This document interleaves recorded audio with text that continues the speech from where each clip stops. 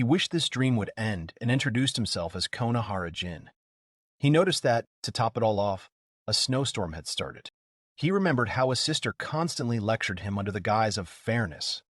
She'd urge him to eat sweets, but he'd refuse, and she'd ask if their aunt's efforts had been in vain.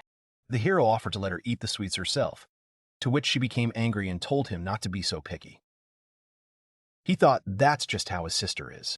He thought the sweets were tasteless, and his sister was even trying to force him to eat them. She had no intention of eating them herself. The young man reflected that she always forced others to do her work, using justice as an excuse. That's why he no longer wanted to live with her. In the car, he asked how much longer the drive would be. His sister told him to shut up and sit still. When they arrived, he thought how tiring it had been. His sister called his name while he was checking their things. She asked which bag contained the sake, adding that it was the heaviest. She wondered if he could definitely lift it, and he thought it would be better if he carried it alone. If he could handle it in the car, he could handle it here too. He decided that as soon as he entered a university in another prefecture, he would be free of this infection. The young man suddenly found himself in the forest and wondered where the car was. After all, he had just been in the parking lot. He wondered if he was dreaming all this. He wondered where everyone had gone since they were heading out to camp. He tried to calm down, but discovered there was no signal on his phone. He decided that if he went down the mountain, he'd be able to see the city. He reached the sea and was surprised, not understanding what was happening. He had walked for so long but hadn't encountered any city or people. The young man was glad he'd brought a refrigerator. He had enough food and drinks for 4 people. He thought he needed to get ready for the night and doubted he'd make it before sunset. He also noted that the beach was completely litter-free, and he was glad he brought his knife. He thought it was because of his sister that he had to go to that fireworks show. He remembered his friend inviting him camping, and regretted putting off watching the survival show. It would have been a good opportunity to escape his sister. He was tired, but still couldn't get the fire going. He realized he had to hurry, as it would soon be dark. Lying in his sleeping bag, he thought about how tired he was. He hoped that as soon as he woke up, this whole dream would come to an end. When he decided to go the other way in hopes of seeing the city, he complained of being bitten by insects and thought he'd need to gather some branches for a fire later. He reached the sea again and realized he was on an island. He wondered where he would sail to, even if he could build a boat.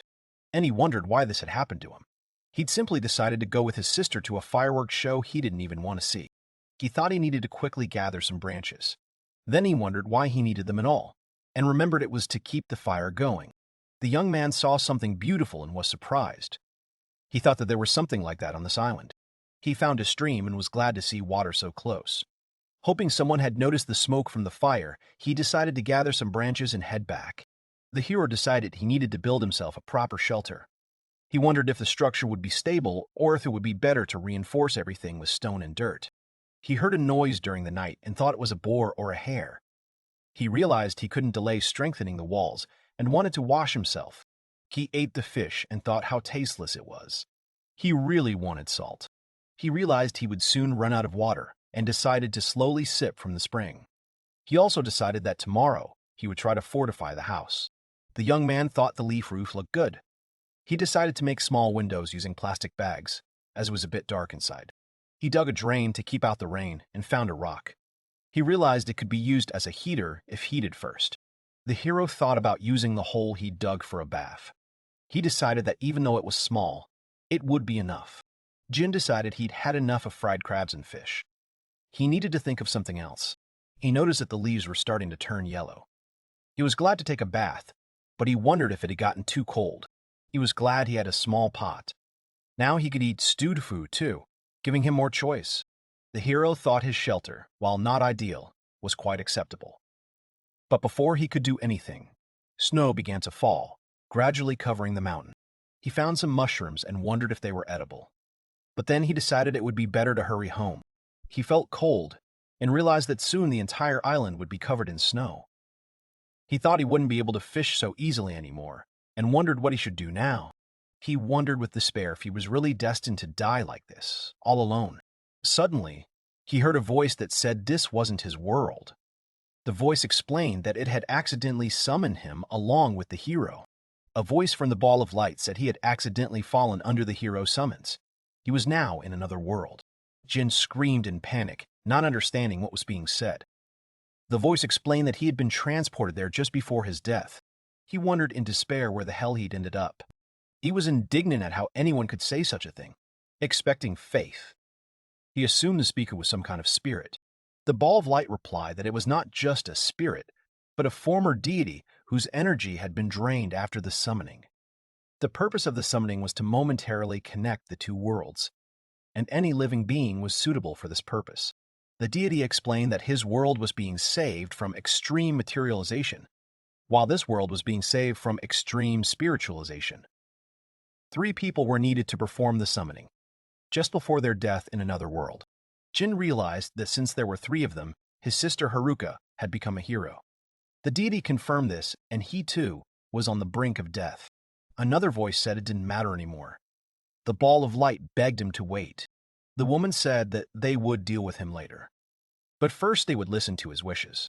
The orb deity assumed that Rin's failure had drained more energy into the connection, so the summoning scope expanded. The old woman asked whom he would choose, and the woman added that now was not the time. The genie and the deity argued over whose fault it was. The woman explained that since he couldn't return home, he would be given the opportunity to choose a patron deity. Usually, it would be the summoning deity. She introduced herself as Van, a specialist in strength, fire, destruction, and regeneration. She added that patronage grants strength, skills, and helps one settle in. Others also introduced themselves: Ludere with the power of earth and silence, Kadar with the power of plants and order, and Ish with the power of water and healing, Pal, earth and harvest, Mishtu, light, wind, love and desires, and Halira, light, love and beauty, also offered their powers. The orb god said that Rin specialized in ice and darkness, but had lost much of his power, and was on the verge of extinction. Jin ordered the orb of light to shut up. Jin asked if his power would be restored, but the gods replied that everything has a beginning and an end. They said they were simply strong enough to be called that. Jin, confused, asked if it was possible to choose everyone. The gods explained that his lifespan would not be sufficient, and their powers conflicted. Furthermore, they were not close enough to compromise. Misto explained how charisma manifests itself in different gods. For her, it manifests as love. For Pal, it manifests as friendship. And for Halira, it manifests as obsession. Kadar advised him to think about what he wanted to do in this world. He said they would help him choose the right skills. Jin replied that he wanted to live comfortably. He didn't want to be tied down by unnecessary ties. He added that he needed power to travel the world freely. Kadar asked if he would like to interact with the hero. The ball of light declared that he had chosen Haruka because she was good and worked hard. Kadar asked Jin if he was trying to protect her, as their power increased when a person used their gifts. Jin realized in horror that his sister had also gained powers. In a panic, he asked the ball of light what it had given her. The ball replied that it had given her full magic and dominance. Jin thought he definitely shouldn't have anything to do with her now. Kadar listed the skills Jin would gain, including freedom, bond break, and hero killer. He gave Jin a sword, saying he couldn't live without it in this world. He added that the blade could cut through most materials. Wang gave him a pouch that would travel with him. She explained that it could be used to speed up plant growth. Jin thanked them for everything, and Kadar said they should be thanking him. Jin asked if he could take the puppy with him. Van replied that Ren had become blind and had lost his powers, so he couldn't offer anything but himself. Wang said it was their parting gift, a comfortable and safe home. She warned him to be careful, as their abilities might not be compatible. Jin thought he wanted a place where he could live comfortably. He saw a beautiful landscape and a house that looked more like a mansion. He noted that it was warm there, although it should have been winter. He thought his new face was a symbiosis of those 3 young gods. He felt as if he were their son. He entered the house and discovered a storehouse that would never run dry. The pantry was full of food, from rice and vegetables to various meats. He thought it was like a dream. He found a barrel of fish and wondered if it was a portal to Japan. After the meager rations on the island, he couldn't bear to look at such abundance. He decided to take a bath first, and then eat. He sank into the bath with pleasure, wondering when the last time he'd washed properly had been. He wondered what he'd make for dinner and what his skills were like. The genie found a water wheel and realized it could be used to polish rice. He was delighted to now know how to use it. He looked at the sleeping puppy and thought that it had become his protector. He hoped that the puppy would be able to recover with his strength. The young man decided to cook steak with cabbage, even though it was an odd combination. However, he smelled fish and crab. He savored the food, noting how beautifully the salt and pepper paired with the fresh rice. It was heavenly delight for him. Lying in bed, he thought he'd left the fire in the stove, but he was too lazy to get up. He decided not to check the locks, doubting anyone would break in. He wondered if he would really live here, in this unknown world. The bed felt too soft, and he couldn't sleep. He explained that a week had passed since his move, and all he'd done was eat and sleep. The healing skill had healed his body, but it hadn't alleviated the accumulated fatigue. He thought life on the island had worn him out more than he'd imagined. He was glad to finally finish the laundry. Jin reflected that his menu was limited to what he'd tried before, and that it was a good excuse to travel. He decided to make ramen with mackerel and seaweed. He realized he needed more flour, but had nowhere to store it. Remembering the map and the money from the gods, he decided to go to the market. The hero wondered where he should go. Looking at the world map he had received, he used the teleport skill for the first time. He thought, so this is what it looks like. The young man found himself in the border town of Kanam, located near the demon forest. He realized he could earn money here by defeating monsters and become stronger. He paid the entrance fee, showing his free Knight's ID. He decided to register with the Adventurers Guild to avoid paying fees in the future. He decided to buy new clothes so as not to stand out due to his newness. After the purchase, he was satisfied and decided to continue shopping. He looked at the bag of money the gods had given him and thought it was quite a large sum. He guessed his sister had probably received the same. Jin wanted to try the local food, but decided to use appraisal to first examine the ingredients. The skill discovered dangerous bacteria in the meat, which shocked him. He saw a farm tool store with a beautiful grapevine. He asked the saleswoman for one of the tools, and she agreed. The hero asked the owner for a grapevine sapling, and he allowed it. The owner advised him, as a new adventurer, to buy leather armor and a good weapon store. He imagined the metal armor heating up in the summer, and agreed with her advice. He thanked the woman for her help and valuable information. In the armory, he picked up the first sword he came across. He noted that it seemed quite comfortable to him. He tried using appraisal on the weapon, but it didn't help much. He ended up buying a sword, some maintenance tools, a belt, and 2 knives. He bought a set of sturdy leather armor, a belt pouch, and a monster carcass bag. After all this shopping, he felt like he needed a break. He found an inn to store his luggage, but he had no intention of staying the night, planning to return home. He decided to return tomorrow to visit the guild. At the guild, he told the girl at the counter that he wanted to register as an adventurer. She said, fine. The girl asked if he would pay the registration fee or complete a free quest. He decided to pay and submit the request immediately while his adventurer card was being processed. He began reading a book about the demon forest to learn about the monsters. He discovered that they were animals possessed by evil spirits, and that they were opposed by sacred animals. A man approached him and asked if he had requested an escort to learn the basics of being an adventurer. He explained that he wanted some advice because he wasn't confident in his abilities. The man introduced himself as Ding, a 2-silver-star adventurer, and said he was training newcomers. He realized Dean was the instructor, so he came alone. He had already started introducing himself, when suddenly, he was interrupted by a girl who also shouted Dean. He realized they were namesakes, and the girl began to scold Dean the instructor for his willfulness. Dean the instructor told the girl to shut up and not use it to communicate with the aristocrats. Jin thought the guild had complicated rules regarding aristocrats. The girls argued about who should fulfill the aristocrats' requests. One mentioned that a certain Chris would be returning tomorrow, while the other objected that everything couldn't be left to one person. Dean said he wouldn't be the contact person, as that was the guild's responsibility. The girl reminded him that there were currently only 2 silver-ranked adventurers in the city. The girl coquettishly asked if he could come to her aid. She noticed Jin looking at her and asked if he wanted to intervene, but he thought he wanted to go home. Another girl called her Miss Kana. She thanked her and sarcastically asked who was the main culprit behind her spoiled behavior. The girl behind the counter apologized to Dean for their behavior. She said he could decline the training request, but then he would have to choose another candidate. He realized they were related. He thought that while there were normal relationships between brothers and sisters, He couldn't bear to watch this now. He said he no longer needed an escort and was withdrawing his request. The girl apologized and offered a refund, and Dean, the instructor, exclaimed in surprise. He thought that sisters loved to pick on their brothers, regardless of age. He couldn't stand that kind of relationship and didn't use his break bonds skill. The spirit said he could speak to her through his thoughts. This is how people usually communicate with spirits and guardians. He asked if she could read his thoughts, and she replied that she could only read the ones he wanted to show her. He thought he wouldn't hesitate to use break bonds on his sister.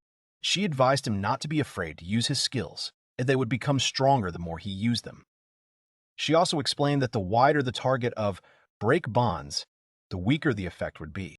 She explained that if you use the skill on one person, people around you will still talk about it, so the effect will be weak. She said he can use it whenever he wants. He wondered if she would have come if he had actually used his ability. He decided that since he had no escort, he would go on the mission alone. The hero read in the manual that horned rabbit monsters live near the demon forest. He learned that the horns of weak rabbits are the size of bean seeds, which is why they are called hornless. He decided that with his equipment, he could handle them. Jin encountered a rabbit and decided to test his abilities. He figured his storage skill was the perfect place for Zanzunken, as living creatures couldn't be stored there. He recognized the hornless rabbit by its small horn and the dark circles under its eyes. He realized it was the very monster he had read about. The young man finished off the rabbit with one blow and placed it in a sack, deciding to drain the blood later. He wondered what would have happened if he had taken that sword from the store. He found raspberries, currants, and medicinal herbs, which he placed in the storage. He noted that this forest, unlike the island, was full of nature's gifts. He found the mushrooms he'd already seen on the island and, using appraisal, confirmed they were edible. He thought about how useful his skills were. Suddenly, a huge horned bear appeared before him. He exclaimed in horror at how huge it was. He thought about how easily he'd killed the bear, and how that sword seemed to cut through everything. Mishito's spirit asked why he didn't use magic. He apologized and asked Mishito not to show up so suddenly. He explained that he didn't know much about magic yet, but he'd try it as soon as he found another monster. Mishito advised him to use the search skill. You remembered that he had acquired so many skills that he had almost forgotten about it. She explained that he could use magic of different attributes: fire, earth, water, light, ice, darkness, plants, and wind. He immediately used the spell, shouting Wind Slash. Mishito said goodbye, saying that other spirits would help him in the future. She warned him to be careful, as talent for magic was quite rare. The young man decided he needed to sell his loot to the guild. He planned to take everything and teleport to the gate. He approached the merchant, asking him to evaluate and buy his loot. The merchant was surprised that he came in such a state, but Jin replied that it was better this way than with his head cut off. He thought the sight of the monster's ripped open carcasses would have been a strain on his former psyche. But now, thanks to his skill, he calmly drained the blood from the rabbits and the bear. The merchant praised him, saying the pelts were in good condition. He mentioned that the Adventurers Guild might pay more, but Jin replied that he'd been warned, and everything was fine. The merchant said the appraisal would take 15 minutes. Jin asked where he could learn to brew potions, thinking of the troublesome brother and sister in the guild. The merchant advised him to go to the Doctors Guild or the Alchemists. He added that potion recipes were sold in the neighboring Otael. He was amazed at everything there was to offer, from culinary dishes to brickmaking. He thought the potion recipes seemed easy to make. He decided to treat injuries with restoration magic, but pretend to use potions. He thought that those with divine powers seemed to have high physical stats. The merchant showed him a magic stone that he had read about in a reference book. He was surprised at how small the stone was, thinking it would be the size of a ping-pong ball. The merchant asked if he would sell it, saying it was large enough for powerful fire magic. Jin agreed, thinking he already had some magic. He decided to take a walk and eat before it got dark. Jin saw bread with sauerkraut, ham, and cheese on the counter. He thought the sausage was well-baked and free of harmful bacteria. He asked the vendor for one. The young man saw the dried fruit and wondered if it was too fatty.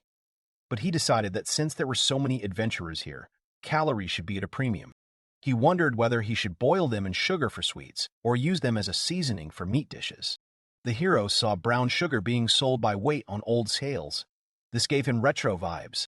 He smelled sake and wondered if he could drink alcohol. He didn't know the legal drinking age here, and he thought the sandwich looked delicious.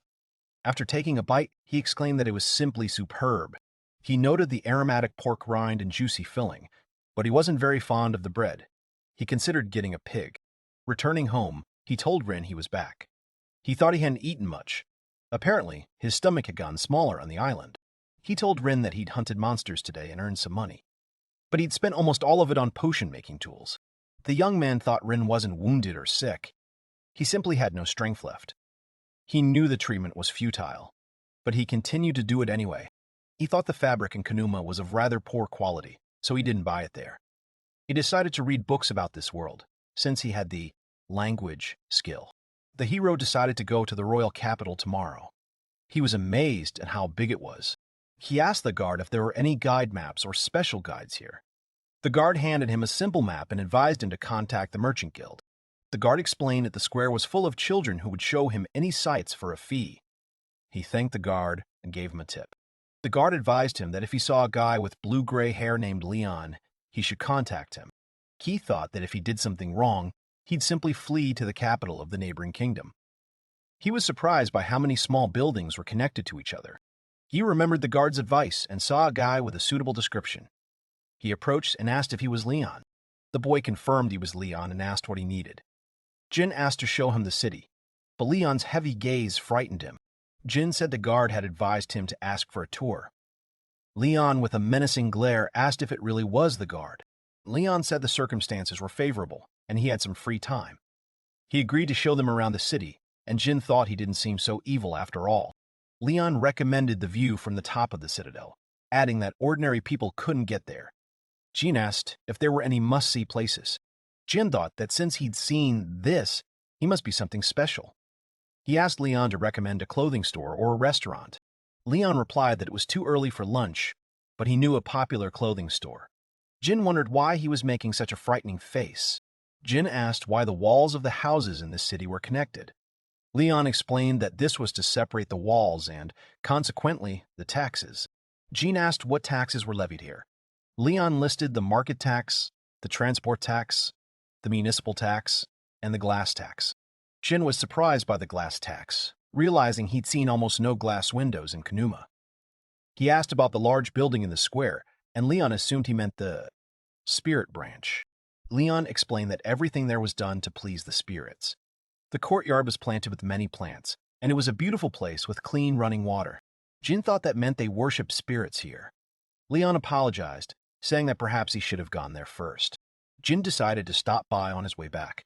He thought Leon was a good man, even if his skills as a guide left much to be desired. The butler approached them and asked Leon what had happened and why he was there. Leon replied that it was now the Adelheid family's palace, but that it had been his since childhood. The butler explained that the fact was that the young lady was currently being pursued. A woman in uniform appeared, and Jean assumed it was another unfamiliar character. She said they had prepared a carriage because it was unsafe here, and they needed to leave. The butler said it was merely a strategic retreat. Leon objected, but the woman stopped him. The butler apologized, saying that Miss Lilith and the young lady were injured. He added that they could not wait. The woman asked why they hadn't used the potion. The butler replied that when the young lady left her family, she had no way to collect her belongings.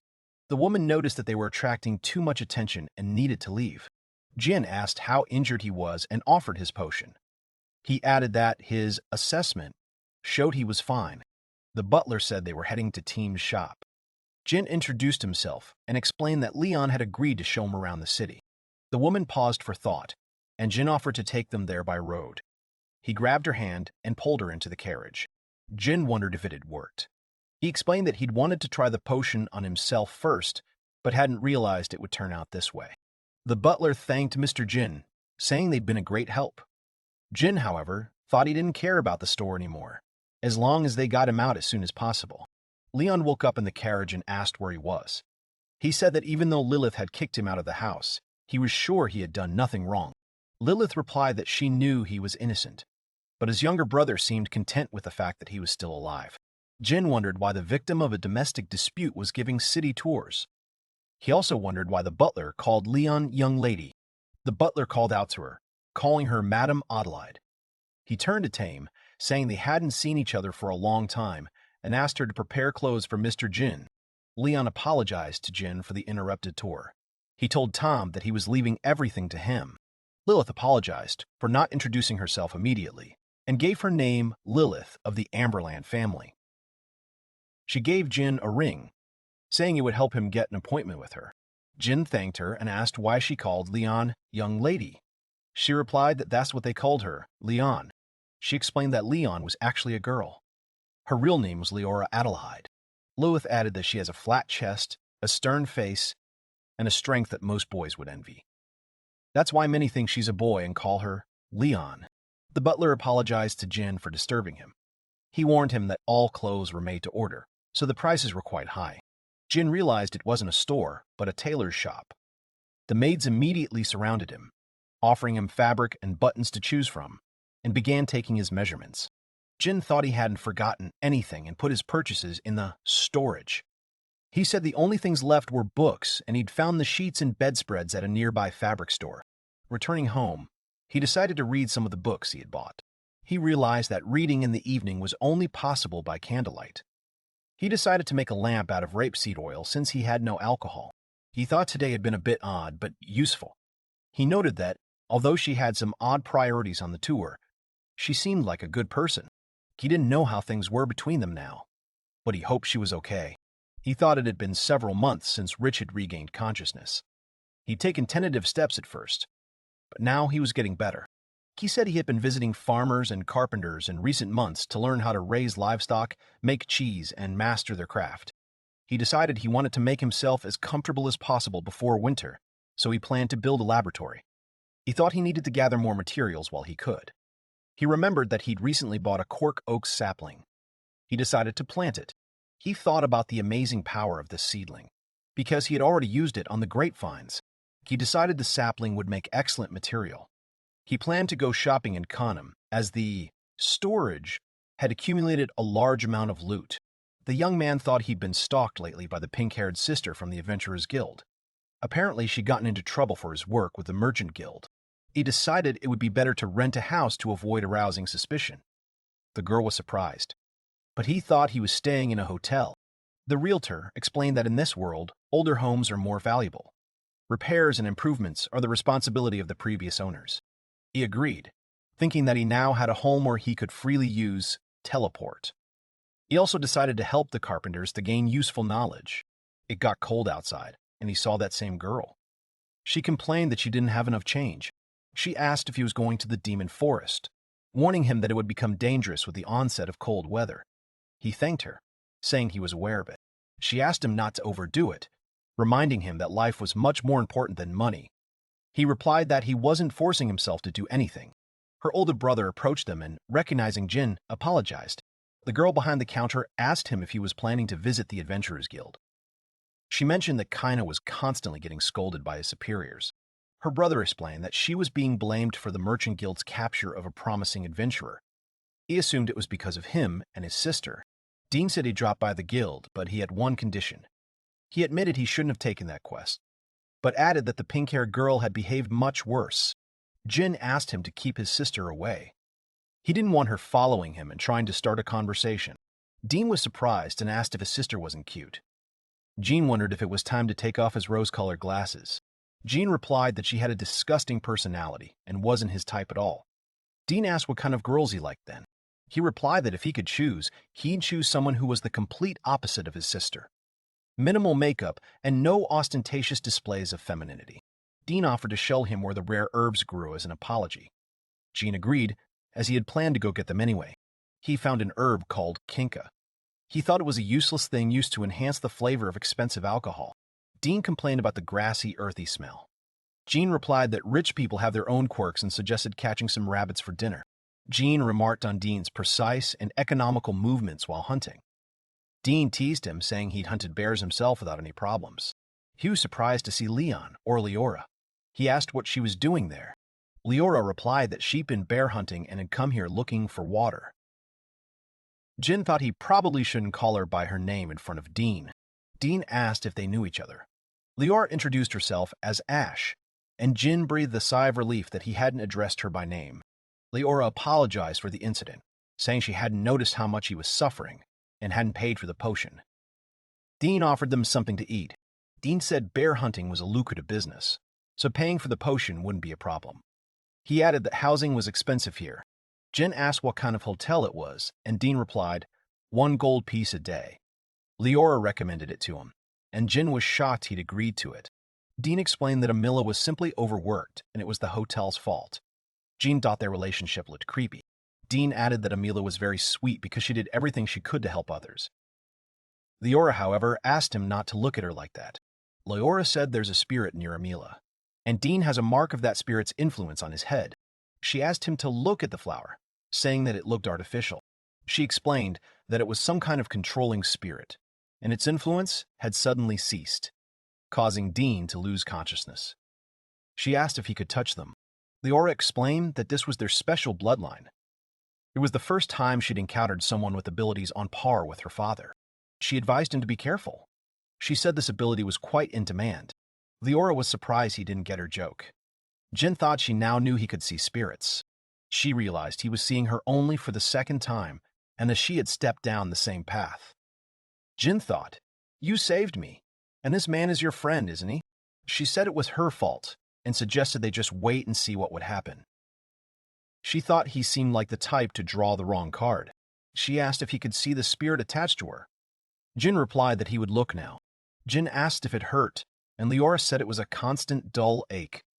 He wondered if she really called it a dull ache. He used assessment and learned that the spirit's name was Lu. He was captured by Leora's father to make her more masculine. Leora explained that her father had bound this spirit to her when she was 7 years old to make her a worthy heir. Jean asked if she had a younger brother. She told me that her father had once gotten drunk and woken up next to a woman, and that she later left the baby at home. Jin wondered if she was a courier. Leora explained that in their country, the firstborn is considered the heir, regardless of gender, but their family is a hereditary military family, so her father had attached a spirit to her to prevent it from interfering with her training. Jin asked if it was strange to try to impose masculinity, suggesting they weren't aware of the true purpose. Leora confirmed this. Jin said it was impolite to pry into family matters, but she needed to get rid of this spirit immediately. He added that the spirit seemed to be fed up with it too. Leora asked if he could do anything about the collar, as her father was no longer able to. She asked him to release the spirit when they returned to the city. Leora had asked him to do this. Even if it didn't work out, she wanted to thank him. Jin remembered that she had come here to hunt bears. Dean woke up and apologized, saying he'd spoiled her too much. Leora replied that, once he'd fallen under the influence of the possessing spirit, he couldn't help himself. Jin thought the guild would be in an uproar if they found out about this. He decided to consult with Kaina and take Amila to the spirit branch. He thought there was a similar place in Kunuma. Leora explained that it was a place where spirits gathered and where they could be cast off. Leora advised him to use bear carriers if he was going to hunt bears. Jin wondered what they were. She explained that they were the ones who carried the adventurer's loot. She gave him a note with the location and time, saying she had already made arrangements. Dean winked and said he wouldn't tell anyone he could see and touch spirits. Jean thought, so he finally understood. Leora noted that Jin's fighting style was fast and efficient. She thought she should thank him. Jin thought her movements were the perfect role model. He decided that, using his talent, he could copy her techniques. The carriers were frightened when they saw Rich and asked them to carry something on their backs. They were afraid their cart would break down. Leora apologized for dragging him into this, and they carried the wolf carcasses together. Jin thought it was a good thing they hadn't gone bear hunting. Leora asked where the butler had gone and if they could meet in Kanem. She added that she could remain unconscious longer than Dean. Leora said the renovations had been worth it, and he had good taste. She asked how about a hot bath, and Jin smelled wolf meat. Jin said he'd draw a bath. He explained that there was a bathhouse nearby, but assessment showed there were hygiene issues there. He said the bath was ready and the toilet was outside the door. Leora thanked him, and he said he'd be upstairs. He decided to teleport home, change his clothes, and set up the guest bed. He also thought it was time to install a bathtub. When he returned, he invited Leora to begin. He felt as if the bird couldn't stop. He decided that if he could, He would remove the collar. He touched Leora and thought she really was flat. He felt nothing and called out to her, but she was already asleep. The hero told the bird that she had done her job and could rest. He ordered her to stop tormenting the man. He thought he needed to buy furniture for the 3rd floor. He didn't know when she would wake up, but she might have to live here for a while. He saw that she was still not awake, and at that moment his name was called. The young man was surprised to see Mishito, Ludere, and Paul. He asked what brought them here. Ludere apologized for the suddenness and said they had a favor to ask him. Ludere said his sister was using too much magic and that it was reckless. Mishito added that it was probably because she couldn't see spirits yet. Mishito explained that the spirits had run out of steam and were about to disappear. She mentioned a certain naming, who seemed to have given up. Mishito said his sister would be able to see spirits once Naming regained her powers. She expressed concern that by then she would cast Dominate on all the spirits. Ludere said she knew he didn't want to get involved, but the spirits had become unbearably noisy, and she was responsible for silence. Pal said they couldn't restrict the heroes, but if this continued, it would affect many. Mishito asked him to look out the window. Mishito explained that his sister's dominance affected everyone nearby. Therefore, the spirits were drawn to someone with the freedom skill. Pal advised him to simply name them. She said that doing so would dispel dominance. Ludere explained that there was no need to worry. Just numbers or something like that would be enough. And if you don't like it, you can rename it. Ludere added that the named spirit would grant him its power. And if he found a good spirit, it would be better to give it a personal name. Mishito said they were forbidden to enter the house without his permission and suggested they go out and begin. Jin thought he wouldn't have a peaceful life without this procedure. 2 hours later, he was still naming the spirits. He called them Red 1, Green 1, Yellow 59, and so on. Mishito asked who Ash was, and he replied that the escape had been successful. He asked if she had followed him, and she giggled. He saw Ash, who turned out to be a spirit, and realized she was with Leora. He explained that he had freed her from the spirit, but she still hadn't woken up. He thought Mishito had immediately realized it was a girl. She'd said she'd never intended to get physical, and then coquettishly denied it. She said with a smile that now she wouldn't need to go to the bathroom in her sleep. He exclaimed that was it. She thanked him, saying she hadn't thought about it at all, and added that she would wake up the day after tomorrow. He asked the name of the baby on his shoulder. He said that, based on the appraisal, the bird's name was Lu. She replied that the previous contract had been terminated, and he could rename the bird, which, he said, she also wanted. The hero pondered what to name the soft-feathered bird, suggesting Fluffy. He admitted he wasn't good at coming up with names, and the bird agreed, thinking of its blue feathers. He explained that the name was short for the Italian word for blue.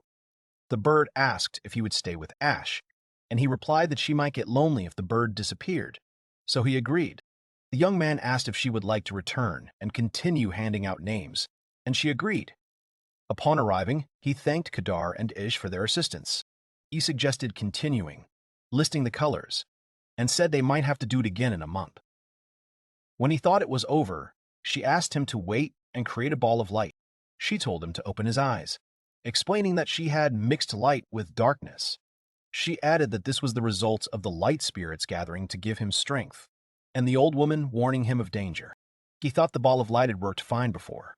Then he remembered Mishito's words about the importance of imagery when using magic. He considered asking them. Then he approached them with an offer to see if they wanted anything. He thought they looked rather strange. One of them, especially. The blond man asked if it was okay to eat so much salt. The protagonist worried that something would happen to him, but decided he knew better. He asked if spirits could eat, and she replied that only the strong ones could, and even then, they had no taste.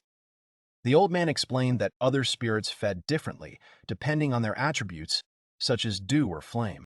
He asked to wait while he finished eating. The man named the wolf Rin and said he was his teacher, a wolf of darkness and ice, and asked what his plans were for him. She apologized, saying they could be suspicious. The old man added that before he lost his powers, he was a god who destroyed the earth. The dog said he didn't listen to anyone and destroyed everything on a whim. The guy responded that he was some kind of alpha dog. She asked again what an alpha was. He explained that an alpha is the leader of a group who demands unquestioning obedience, and if someone disobeys, the alpha becomes cruel. He added that the alpha is the strongest male, for whom no rules apply. She clarified that Rich was a spirit wolf, and the man asked if there was a difference between a wolf and a spirit. The old man said that some follow their nature, while others don't. He remembered that Rich could speak and was intelligent and advised caution. He said they'd never spoken, and the dog relied on instinct. But his form was cute. She replied that he was very important to her, to which he blushed and thanked her for the advice, thinking to himself what a devil she was. They thanked him for his work and expressed hope that he would continue to support the spirits. He replied that he understood. He thought he was a lone wolf then. Looking at the dog playing, he decided he wasn't pretending. He said that he had arrived in the pottery town today to order a bath. The man introduced himself as Malcolm and asked about the new product idea. He replied that his name was Gene, and it wasn't an idea, just a bathtub. The craftsman said it was a coincidence, as he'd received a commission for bathtubs from aristocrats in a neighboring country. Jin was surprised and said he'd just started making a prototype of a clawfoot bathtub and could guess who the customer was. The master said it was interesting and asked for help developing it. Jin agreed, figuring his abilities would keep him from being recognized. But it was still risky. The man who woke up asked what time it was, noting that it had been a long dream. The genie reported that 3 days had passed. Jin said he'd just put him to bed, and he apologized for disturbing him. When he woke up, he noticed the bird and said he'd already given it a new name while he was sleeping. The bird asked what his name was. The genie replied that his name was Az. He said it was a good name. He said that since the bird had accepted the name, it must have liked Jin. Jin was surprised that he had transformed into a beauty without a frown, and noted that Az seemed to have become attached to him. He corrected her that to others he was handsome, not beautiful. He advised her not to look at his sister or the pink-haired girl that way, otherwise they wouldn't leave her alone. He asked if he should be wary of Mr. Jin. Jin responded by asking if he was always so trusting. The young man replied that he was safe here, but added that he should be more careful. He said he would bring soup, as he must be hungry. The awakened man asked if that meant he could stay. He replied that of course, since it was night outside. Jin told him to get well soon, as he had to cover the expenses. Ash exclaimed in surprise, "Not." The man asked Mr. Ash if he was okay. The man said they had finally arrived and greeted Jin, saying he didn't know anyone else. He offered to buy them a drink as an apology. Ash introduced his companion Noth, a former butler. He explained that he had decided to continue serving Ash because of their long-standing bond, and he didn't care how many there were. He said that when he took the girl to get rid of the spirit, many in the guild fainted. He asked her not to spread the word, adding that she would have to start from the lowest position. Ash said no one is immune to spirits' pranks, and she wouldn't be judged harshly. He added that due to their different values, their pranks could be disastrous, but this time she was treated humanely. The man agreed that Dash wasn't being polite. Ash added that without Dean, everyone would have thought she'd gotten away with it. The man told Dean that his expenses would be covered and that he should go see the secretary. The man said he was staying at a nice hotel and could take Jean there. Jean thought he was feeling ill from drinking. The man asked if they could rent a room there, although they would rather rent a house. He asked Jin if he'd like to spend a day with a mid-level adventurer. He added that he'd noticed Jin's skill gaps and that it would be helpful. The man said the adventurer wasn't very strong, but he was reliable. Jin agreed, if that would help, and the man promised to introduce them tomorrow. The man said he had something to add. He advised them as unusual guys to try to stay out of trouble. He asked Ash to stop frowning so much. Ash replied that he couldn't disagree with the look. He wished Rin good morning. Looking out the window, he saw that it had started snowing. He ate, thinking that the sour plum jam and cheese were a wonderful combination. He noted that winter had arrived. He thought that last time he met winter in the mountains. Jin said it was delicious. He figured Dean was introducing him to an adventurer today, and he needed to get ready. He greeted Ash and Nod. Ash said he wanted to clear things up about yesterday's business and the payment for the potion. Jen thought he was going to bring that up again. Ash said he wasn't demanding immediate compensation, but Jen suggested they revisit the matter when their lives were more stable. Dean called them over and then introduced them, Let's and Jean. Let's it was nice to meet him. He said hello and apologized in advance, saying that he was not a fan of formalities. Dean turned to Let's. Jean said he understood and thought this was the reliable adventurer Dean had mentioned. Dean asked if everything would be okay since he had a pretty face. Let's ask not to screw anything up, since he'd already screwed up once, and Jean thought he'd heard everything. He asked if they were sending handsome men to him on purpose, thinking the gray-haired one wasn't enough for him. He decided it wasn't his fault. It was their job. Dean asked Mr. Letze if the request should be carried out in the usual manner. Jean asked him if he had any complexes about his appearance. Dean replied that he didn't know. He thought his request for an experienced adventurer's escort had been granted. He added that, above all, they had a primary goal. He said that fur and meat are in demand right now, so it's better to hunt rabbits. Bears are also available, but only large ones, and horned rabbits have tough meat but beautiful fur. Jin thought the price of bears had dropped. Let's told him to watch, assuming it was him and Ash working on it. He explained that the grass and tracks could be used to determine the direction and type of monster, and Jean thought he was a professional. Letzi showed that the rabbit's hind feet left large tracks. He noticed other tracks left by the fox. He assumed the rabbit had horns, and Jean asked him why. He pointed to the claw marks in the snow. He concluded that if a fox chases a rabbit, it too must be a demon, and Jin thought Letze was amazing. Jin wondered if he'd used the search and the sword and wondered if he'd made too many mistakes. Letze said that while you could hunt normal animals with a bow, you couldn't defeat monsters that way. Letze said monsters were more fun because they attacked, and Jin thought that was cool. Letze offered to show him how to hunt foxes. The woman thanked Letze for the quality product and asked about a raise. Jin thought he had good communication skills, too. Letze said Jean's style was similar to Dean's. He added that with Jean's thin hands, his style would suit him better, and Dean offered him a drink. He decided that he would show him, and from that day on he would start training his muscles and go on a protein diet. He said hello and asked if the bath was ready. The technician replied that he was just in time. He had just finished. The hero thought he'd completely forgotten about transportation. The foreman asked if he should order a cart, but he replied that he'd already arranged everything, and the foreman went to pack it. He thought his storage ability was very convenient. He thought with pride that he had done it. Jin called out to Ash, who asked what was going on. She told him she was moving, and he, overjoyed that they had found a new home, asked where it was. He congratulated her, asking if it was a coincidence. She replied that Nan had found the house, and he thought it was probably because of him. She thought that when they talked, her mood improved. He asked in surprise when she'd ever felt better. She invited him in, as it was cold outside. He served her tea and thanked her. She remarked that the fid pie looked delicious. She said the pie was made according to Knott's recipe and thought that this butler was no slouch. She asked him what he was doing, mentioning the bathroom. He said it was easier to show her, but she assumed it wasn't a bathhouse.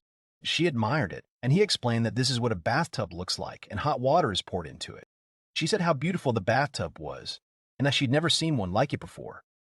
He thanked her and suggested they try it out once the walls were dry. She asked if she could call Knott. He apologized for disturbing her. Knott asked if this was the right bathtub, and she confirmed that it was.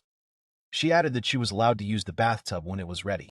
He remembered she was from a noble family, and that the butler might try too. Knott said he should have declined. But it was interesting, and Jin breathed a sigh of relief.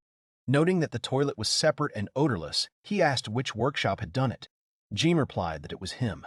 Ash confirmed that Jin had done everything himself, surprising Nove. He asked if they had registered the technology with the guild, and Jin replied that they hadn't yet. Knott asked them to register the technology quickly. Jin thought it looked like he was in for some easy money. The young man swore as he stood in the middle of the snowy forest, thinking that it was very cold here, and he thought that he came to the lake to sell a futon, which he wants to give to Ash in honor of the housewarming. But perhaps it was worth sewing a down jacket for himself first, and he decided to quickly finish the hunt and go home. I also decided to get rid of the sounds so that the prey wouldn't escape prematurely. He began to pull the prey with a rope, but suddenly noticed movement around and realized that other predators had immediately flocked to the smell of blood, and he instantly activated the teleport to escape the oncoming flock and admitted that he had managed to get scared. The young man decided that he needed to warm up a little before going back and that he needed more feathers. The man greeted Mr. Jin, who asked how the move was going. They told him everything was going well thanks to him. The hero thought he'd help them out a bit with the renovations, remembering how cramped the space had been. The young man presented a housewarming gift of futon.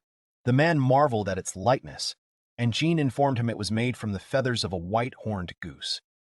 The butler was shocked to discover it was of the highest quality. The girl remarked that such geese were difficult to hunt, and the man worried that the gift was too expensive for the move. The hero said he'd only spent money on arrows and rope, unaware that they were luxury items. The butler invited the young lady and her companion to dine at his home, since their kitchen wasn't ready yet, or to visit him. The genie asked if he would accompany them. He politely declined, stating that it was not his place to sit at the same table with his hostess. She said it didn't matter now, since Sir Jin was trying so hard for them, and asked if he would mind if the butler ate with them. The hero agreed and invited everyone to the table. He showed me a fig pie, which he tried to replicate. He also pointed to a roast white goose, which the butler called a delicacy. They wished everyone bon appetit. The man praised the soup and honey and cheese, and the young man noticed Ash eating with a frightened expression. He realized she must be enjoying the food, since her spoon wouldn't stop, and he felt he understood her better. He noticed that she looked quite pleased. The girl confirmed that she really did like the food, and he was about to bring another pie, but the butler called him. The young man saw the food being attacked by spirits and noted that the two on top were his, while the one below him was unknown. He wondered if Ash hadn't noticed the stranger, or if she was hiding his abilities from the butler. Trying to find a way out of the situation, he suggested out loud that it was due to the temperature change. He sighed and said he'd have to clean everything up and get a rag. While pondering what to do with the spirit, he recalled the properties of materials. He realized that spirits couldn't pass through glass and some metals. He trapped the spirit in a jar of brine as punishment and thought the enamel container was perfect, and he brought it in time, promising his spirit's treats later. At that moment, the butler called his name. The hero jumped in surprise and asked if something was wrong. The butler apologized and admitted that the spirit that had ruined the pie belonged to him. He was stunned by what he heard, and he wondered if he'd heard correctly. The man explained that it was a spirit of the snowy night named Quinn, who usually hid, and Ash didn't know about him. He explained that his family, the Pottles, were a branch of the Adelahide clan, and they could not be stronger than the main family. Therefore, the young lady believed he could only see spirits. Jin noted to himself that with his gray hair and amber eyes, he did indeed resemble her relative. He wondered out loud if that meant he could use spirits, too, and he thought about the complexities of the mistress-assistant relationship, now that they were simply fugitives, and he decided he wasn't going to interfere in other people's affairs. Although his doubts remained, the young man asked to be warned next time and offered to bring him a new pie. He asked about the aroma coming from the jar and whether it was brine. The hero confirmed it, and he realized that the butler now knew of his ability to touch spirits. However, he reasoned that they were still in cahoots. Later, he moved to a port city where it was quite lively. He figured seafood wouldn't hurt, and that the country bordered his sisters, making it a good place to gather information. According to Mishito, they use as much magic as they want. It is said that spirits whose magic has been exhausted by people are forced to inhabit animals in order not to disappear completely. If the spirit is offended, it turns into a monster, and if not, into a sacred beast. The hero thought that he had come here to see if his sister was exerting influence on neighboring countries, and if there were any rumors about his little sister using magic. Jin wondered how he could find out the details of the situation. He overheard a conversation about someone from Surma ruining their fishing grounds again. Hearing this, the boy thought it was quite interesting. The woman complained that her son had wanted to protest, but had ended up returning completely wounded, and they were outraged that those who called themselves heroes and saints did far more harm than good. Some even expressed hope that the Demon King would take them under his wing. Suddenly, the thief snatched the bag, but Jin intercepted his hand as the victim screamed. Looking at the scene, he concluded that, judging by everything, his sister hadn't changed at all. He decided he would just buy some seafood and go home. The young man enjoys the oysters and is glad that thanks to the grade, he doesn't have to worry about his stomach. He thinks the grilled oysters are also very good, and he'll marinate the excess in oil. And he turned to Rich, asking if the dog wanted to play. The dog backed away, and Jin was surprised, thinking that perhaps his pet didn't like the smell of seafood. Noticing that it was getting dark, he decided to turn on the light. The light flared too brightly, and he covered his face with his hands and decided that tomorrow, before visiting the guild, he should practice magic to cope with this terrible control. Once deep in the demonic forest, he announced that he would begin training. Releasing the force, he noted with apprehension that it was more powerful than he thought, and he realized that he needed good control even more. Looking at the fallen beasts, He exhaled, hoping he was making progress, but wondering if he'd overdone it. Ultimately, he decided to store the loot in storage, and turned on the light, noting that it looked much better this way. Jin decided to check the message board to see what the most popular searches were this month. Someone suggested they head deep into the forest to investigate. The man said he hadn't seen any three-legged creatures during his exploration, but something sinister was definitely brewing deep in the demonic forest. He was told that expeditions were rare, and since there was no demand for three-horned creatures, he couldn't risk it. The stranger struck him with his fist, declaring that the three-horned ones were formidable enemies in their own right, and that they were also the harbingers of black monsters. He added that over time, they would grow stronger, and then it would be too late. The hero heard Dean call the man Chris, and he thought he'd heard that name somewhere before. Someone called out to him. The young man saw Ash and the butler and asked if they had just returned, and they confirmed it. Chris said it was the bear's winner. The blonde man told her that despite the sternness of her face, she must understand the importance of the investigation. She replied that she was a rookie, and therefore had no say in the matter. Jin was surprised by the nickname. He remembered that maybe this guy was the one Dean had talked about when he first came to the guild. And he remembered how someone had refused to teach a nobleman, saying Chris would be happy to do business with him, and he thought he was a problematic person. Chris apologized for interrupting and then asked who this beautiful young man was. Ash thought that was certainly a pretty apt comparison for Sir Jin. The blonde man introduced himself as Chris Eads, a silver-ranked 3-star adventurer. While shaking hands, he asked that his hair and eye color not be presented as something unique. He turned to him and suggested they go hunting for the three-horned ones together. Jin was dumbfounded, wondering what he was trying to get him into. Chris invited the guy to go with him on a three-horned hunt. Jin thought they were trying to get him into trouble. Dean intervened, reminding him that he hadn't even found them yet. The blonde admitted that he hadn't seen any monsters, but his intuition was screaming about trouble in the forest. Hearing about intuition, Dean's expression immediately changed, and he agreed, only asking if the matter could wait until spring. The hero was surprised why he so quickly trusted Chris's intuition, and the butler quietly called him. The man reported that a spirit was attached to it. He explained that this spirit gives predictions, and that one apparently cannot see spirits. This intuition greatly helps him in his work. The young man thought that now everything was clear. Few people see spirits, and no one would drive away their beneficial presence. And I thought that they mostly grant minor effects. For example, a person doesn't get sunburned or has slightly better health. And this blonde guy was lucky. He received something like a sixth sense. The guy realized that this was no longer reconnaissance, but a full-fledged hunt for silver ranks. And Chris reminded him that he was indebted to the guild. Dean reasoned that they needed to bring in someone from the iron rank, someone with experience defeating two-legged creatures. Blondie said they needed someone with experience capturing three-legged creatures, as they weren't planning on staying there long, and also to bring in other guilds in gold ranks. He noted the eerie atmosphere in the forest, and Ash suggested that it was due to overcrowding. The young man turned to Jin, apologizing for the request, and asked him to go with them deep into the forest in the spring.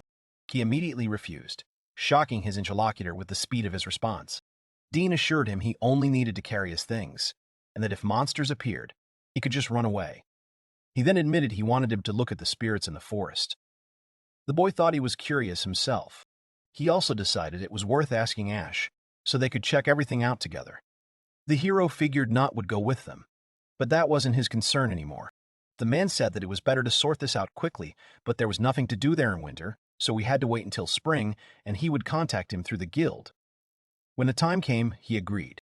Sitting by the fireplace, he thought that he had learned little information in the port city, and if his sister had used powerful magic, it could have caused the anomaly in the demonic forest. He hated the feeling of cleaning up after them, and he thought that he, his sister, and those two had been here for months, his sister living far from the forest. He decided that tomorrow he would head back into the forest. Finding himself in the inner part of the demonic forest, he decided to turn on his spirit vision, and he noticed that most of them were heading towards his home. But there were also black spirits. Some of them were getting smaller until they disappeared. Jin witnessed the disturbing sight of spirits absorbing body parts from others to restore their own. He realized that healing them wasn't working, so the only way out was to infuse his power and name them, as he had with Rich. And he began to give names to the black spirits, assigning them ordinal numbers from 1 to 4. Having finished, He let out a tired sigh, deciding that was enough for today. He reflected that today had been his initiative. It was difficult to name those spirits who didn't like to be subordinated, and decided to continue tomorrow. Later, he looked into the room and asked Inaso if he was distracting him. The children immediately rushed to him with joyful cries. He was embarrassed by such a tight embrace, admitting he wasn't used to it, and he presented gifts, among which was liqueur, which caused wild delight in the head of the family, and also added that he also brought a cake with him. The boys continued to hang on to him, and Jin thought that in this family he was constantly being hugged. The woman thanked him and offered to cut the cake so they could all eat it together. The boy agreed with Mrs. Shiva, recalling how he'd become friends with them while learning to make cheese on the farm.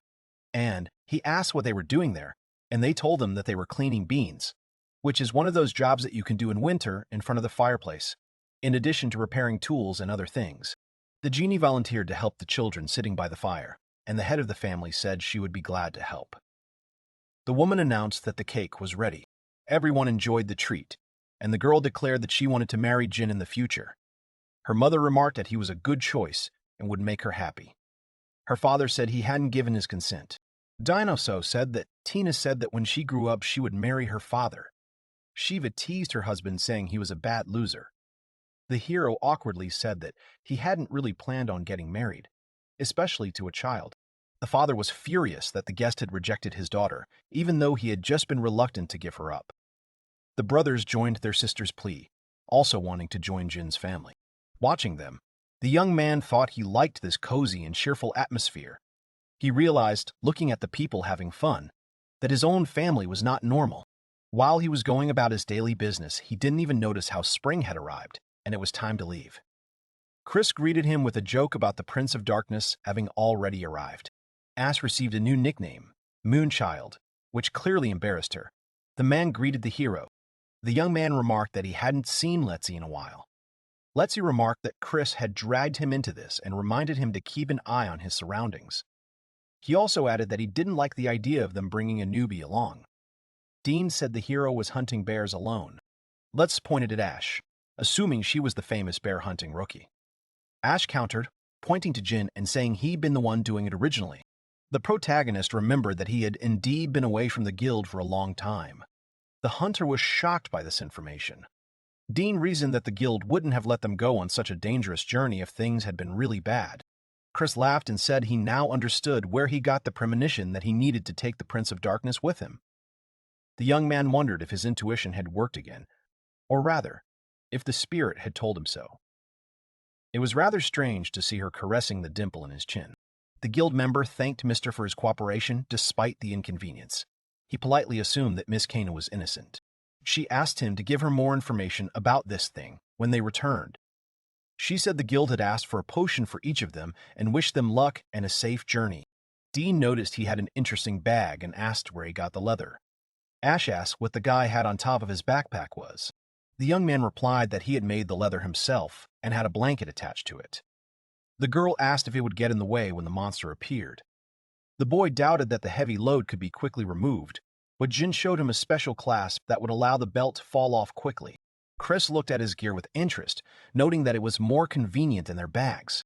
The men offered to have lunch and said that the weather was good. He thought the walk would be worse. The protagonist began cooking, adding dried chicken, onions, and shiitake mushrooms to the pot. He then seasoned everything with salt and pepper and declared it ready. Dean noted warily that it looked very appetizing and didn't finish. The young man said he could try it, but there was a lot anyway, and he was afraid it would spoil. Chris said the sandwich was soft. The boy remarked that he preferred a firmer bread, but the meat was very tasty. Letzi asked what the meat was covered with, and he replied, breading. The butler asked about the breading, not quite understanding what it was. The young man explained that it was pork with egg and flour sprinkled with breadcrumbs before frying. The butler noted that good oyster sauce is difficult to make. Ash said that was also very tasty and asked if it was chicken, and he replied that yes, it was fried in oil. The man said that maybe it wasn't that simple either. The young man explained that the seasonings were salt, pepper, garlic, ginger, fish sauce, and brandy. Jin noticed that his boots seemed the dirtiest and that maybe he was walking incorrectly. Not shoes were still shiny, so he decided to imitate his gait. Chris said that from this point on, they would encounter a lot of wolves. The blonde warned them that these wolves were weaker than bears, but they worked in packs and that they shouldn't rely on them too much and should defend themselves or escape. The boy thought he knew his business and was quite responsible in his work, even if he was annoying. Suddenly, wolves appeared. He does not understand why the animals chose him as a target and thinks that he looks the weakest in the squad and said that he can handle them. Chris remarked that his defense looked poor because he didn't need it. Jean thought he wasn't used to being vigilant, and Dean said he looked like he wasn't used to fighting, but his strength was deceiving him. Let's felt inferior because of the newcomers. The butler said that horned wolves were drawn to the scent of blood, so they needed to gather everything quickly. They decided to leave quickly and set up camp as far away from the area as possible. The protagonist, driving in the pegs, asked if this was enough, and Dean remarked that the guy seemed to have gotten used to it, even though he thought he didn't like hiking. Chris admired how he'd made a roof and a wall using waterproof tarp. The blonde called him the Prince of Darkness again and reached out for a hug, but the hero pulled away, saying that not liking camping and not understanding it were two different things. The boy remembered that, after all, he'd survived alone on the island for almost 2 months. Ash noticed he put some moss underneath for cushioning and decided to do the same. Chris lamented that moss didn't grow in the camp and wanted to follow. Dean said they'd go fishing for dinner. The protagonist said she'd make them some soup then, but they told him it was cooler in the evenings and a warm stew would be just right. And he thought that today they would have soup with dried meat, tomato, chickpeas, and vegetables. And he said that he also made some dough. Dean suddenly grabbed his head, realizing he had forgotten something, and I saw him twirling something in his hands and thought it was some kind of strange ritual. Jean decided that while the dough was resting, he would prepare the ingredients for breakfast. Chris asked what it was, and he explained it was a bacon and asparagus pizza, something the blonde had never heard of before. Seeing the finished dish, Dean realized that turning the dough was the ritual. Dvoretsky noted that he liked the salty flavor and that it would pair well with other ingredients. He added that ketchup would also work well. The man asked again what ketchup was. The hero wondered if tomatoes even existed in this world, as he hadn't seen them growing here yet. He thought he put sun-dried tomatoes in the soup, but no one seemed to notice. Ash complimented the soup, saying it was also very tasty.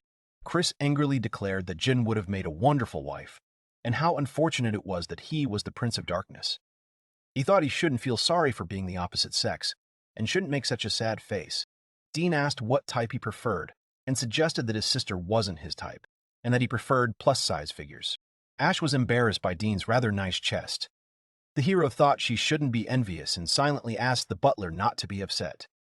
Out loud, she said he wasn't a snob, but he had trouble interacting with people. They asked him if he distrusted people. The guy replied that it was fair to say that, since he was surrounded by people he couldn't trust.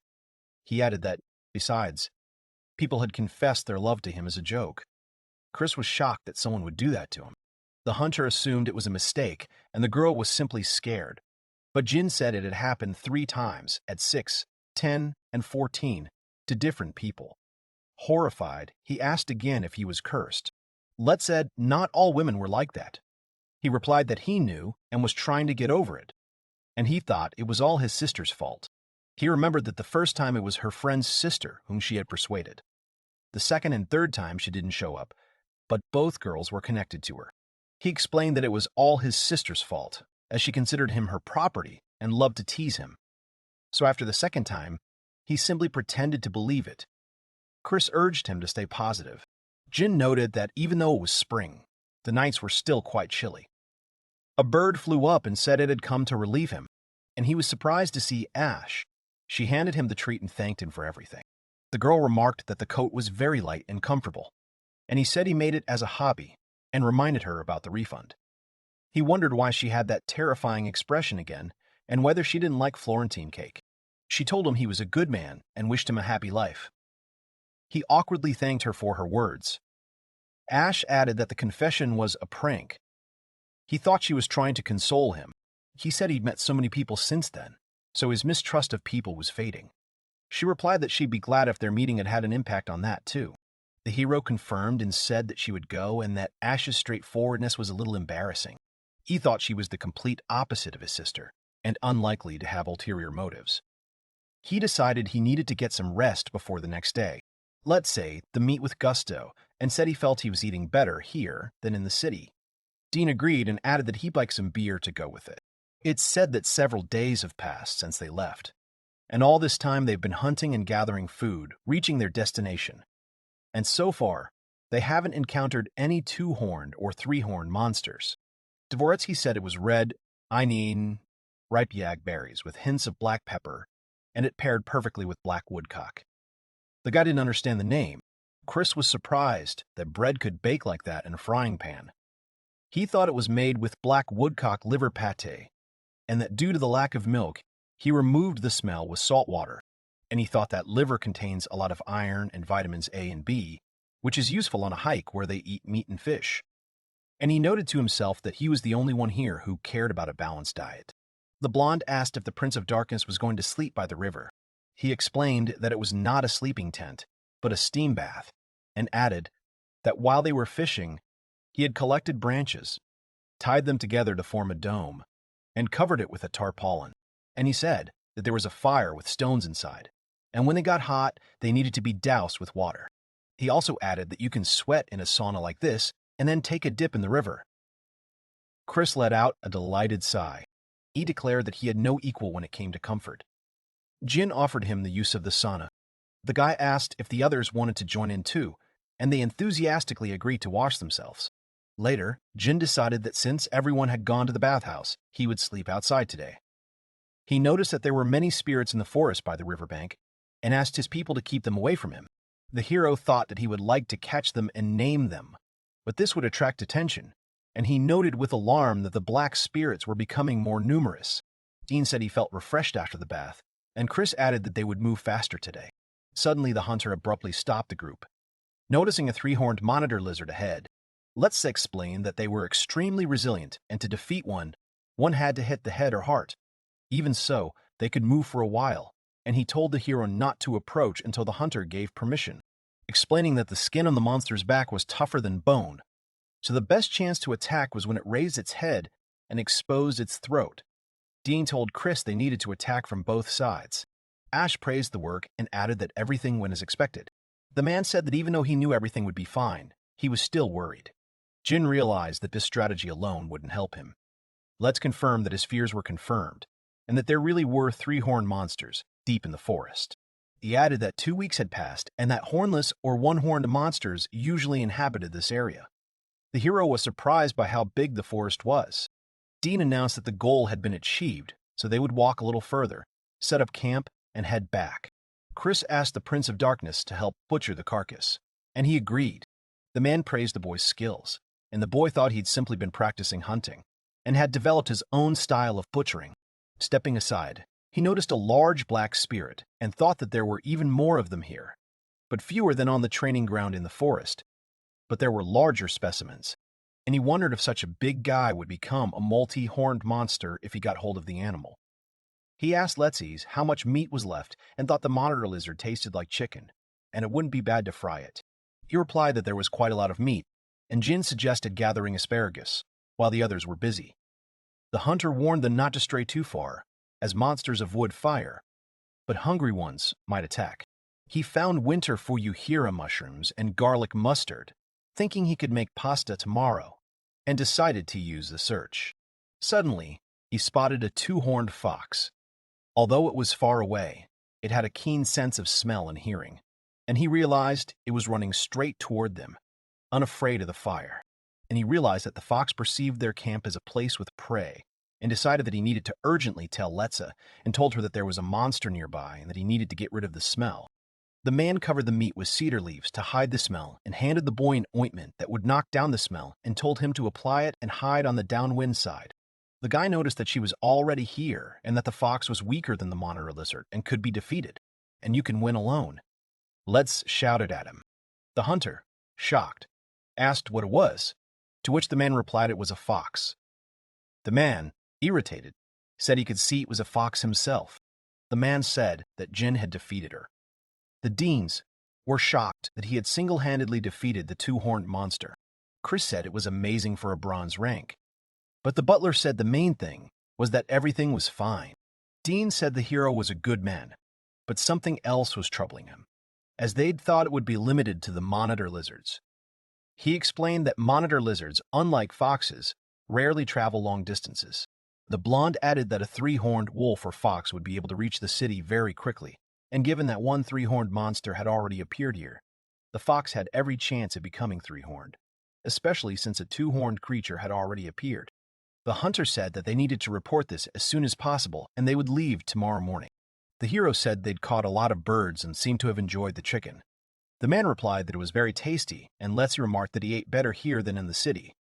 The butler added that the pasta was delicious. It is said that no incidents occurred on the way back, and that the reconnaissance mission has come to an end. The girl thanked them for their work, and said that now they needed to report on the mission to the guild leadership. He asked Ash and Noda to take his reward, as he wanted to leave early. The butler agreed. The girl asked what had happened. He said he wanted to draw a bath and asked if they would come to his place today. She said yes. Dean asked if he was leaving yet, and he told him to go and promised to tell him later what the guild had decided. He thanked him. Returning home, Jin sighed tiredly. He asked the spirit to inform him when a guest would arrive at this house. He thought that by keeping the fires burning in both houses, the spirits in the fireplaces could communicate with each other, and he would quickly know if someone was coming to visit while he was away. He teleported to another house to check on it and thought it was unpleasant to wash in a cold room and decided to check on the other house. The boy greeted Rich, petted him, and said that he was quite dirty, so they would play after the bath. And he thought he had to soap himself 3 times to wash away all the dirt. The spirit informed him that the guests were already there. The hero teleported back and said that he would be right there and poured hot water again. Jin apologized for keeping them waiting, and they said that here was his reward, and he announced that the bath was ready, and the butler thanked him, telling the lady to go first. Not asked where he'd bought such a bathtub, and he replied, in the city of Edi, in the kingdom of Pasteur.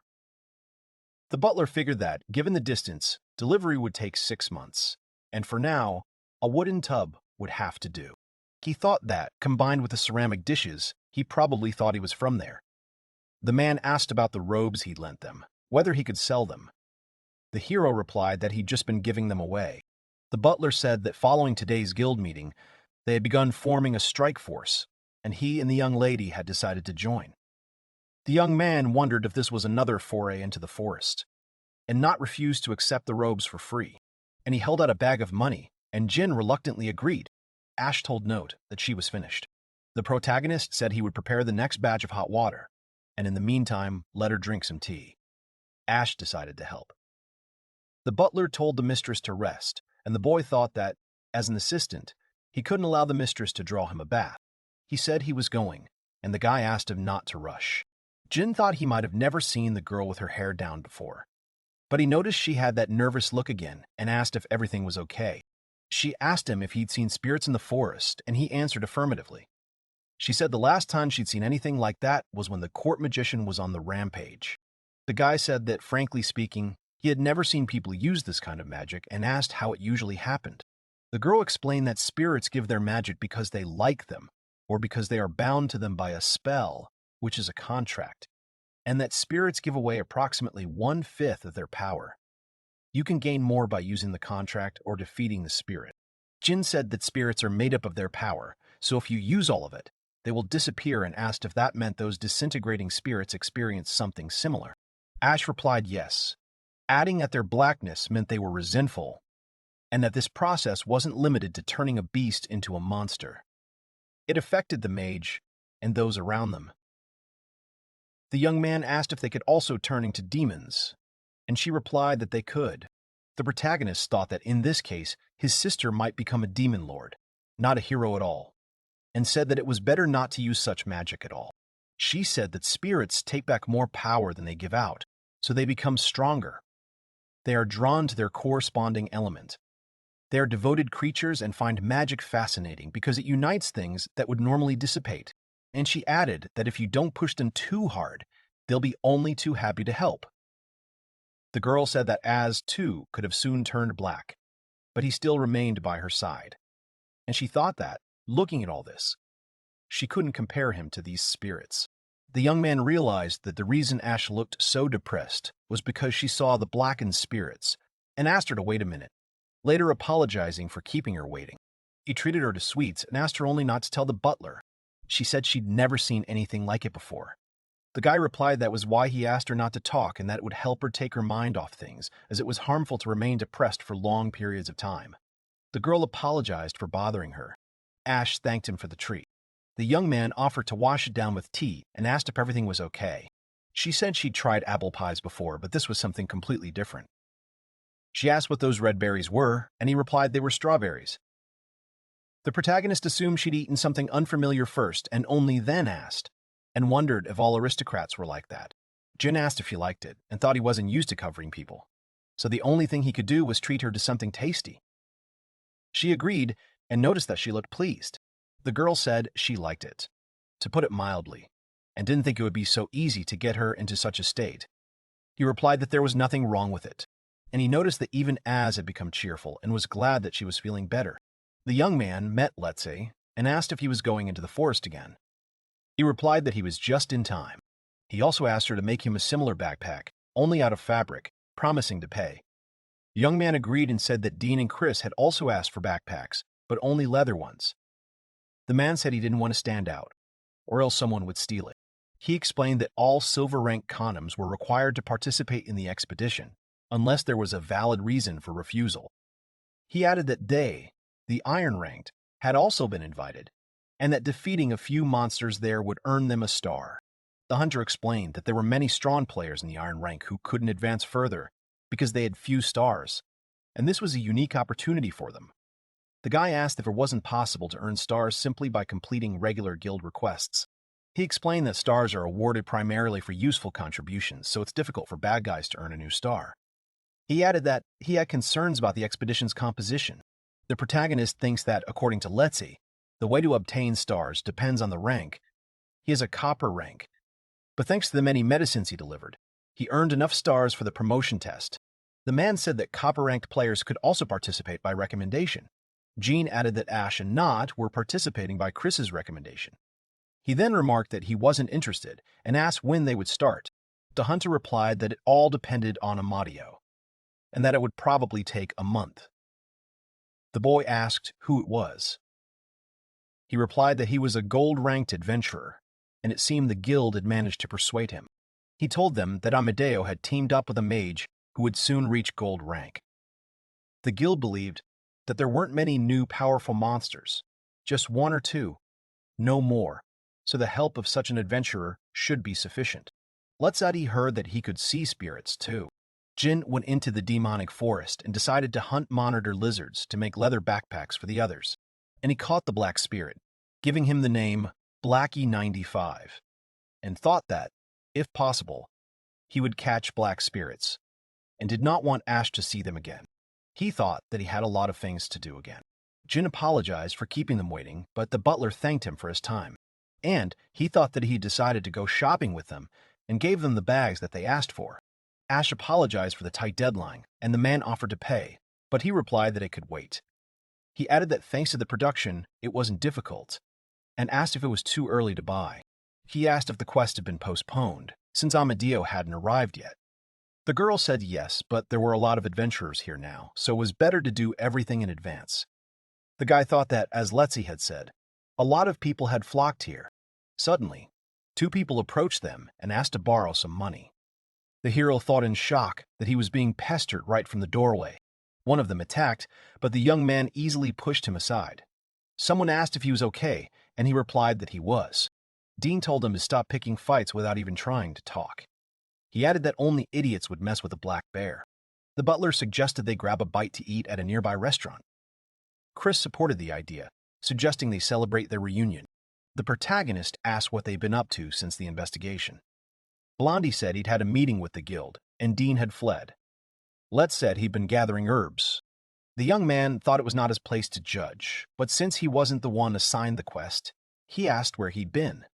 He replied that he'd been looking for a new place. Chris asked if he was moving. Dean replied that he'd been living with his sister, but was now living at an inn and had to leave her under their mother's care. He added that the guild had transferred her from reception to the housekeeping department, and if she stayed with him, she'd be able to relax again. Ash said she'd been bear hunting. The boy asked if he'd imagined he'd been called a black bear. Dee replied that she hadn't. The butler explained that he and Ash had become branded as bear hunters, and now people sometimes confuse them. The young man thought that if he had to choose, he'd prefer the wolf. Chris said the bear image really didn't match his unearthly beauty.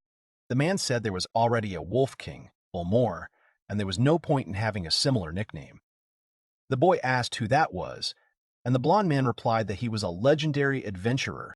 He's reported missing, but his fame hasn't faded.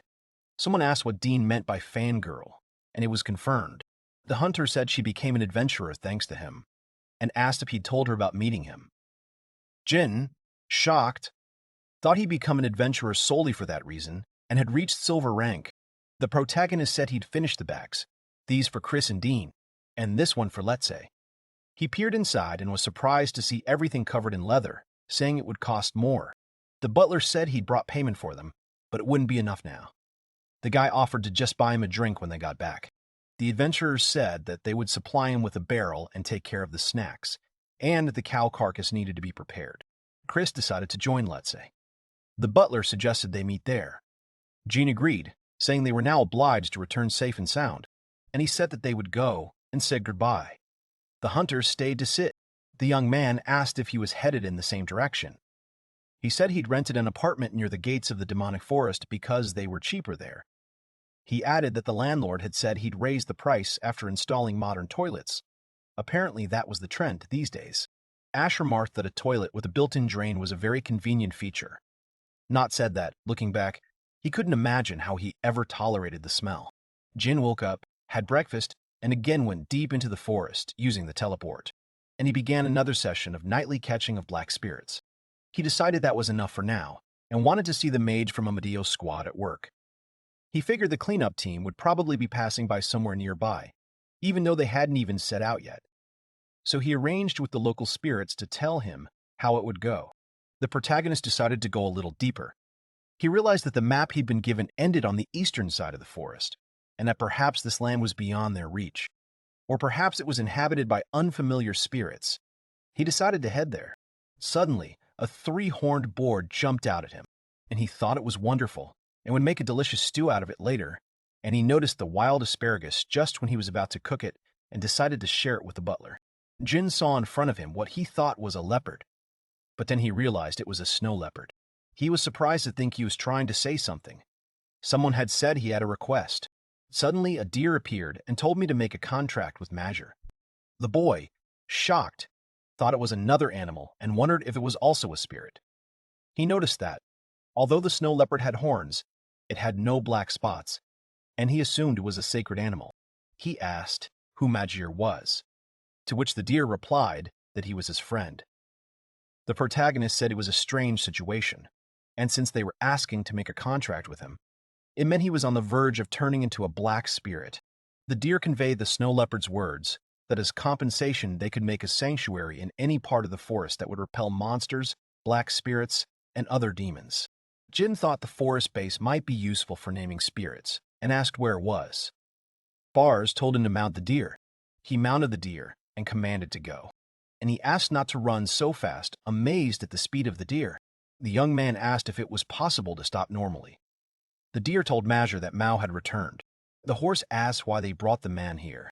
The young man thought that this was Majir, and Mao was a snow leopard, and he saw that he was turning black, and part of his body had already evaporated, and he said that he was going to sign a contract and addressed him by name.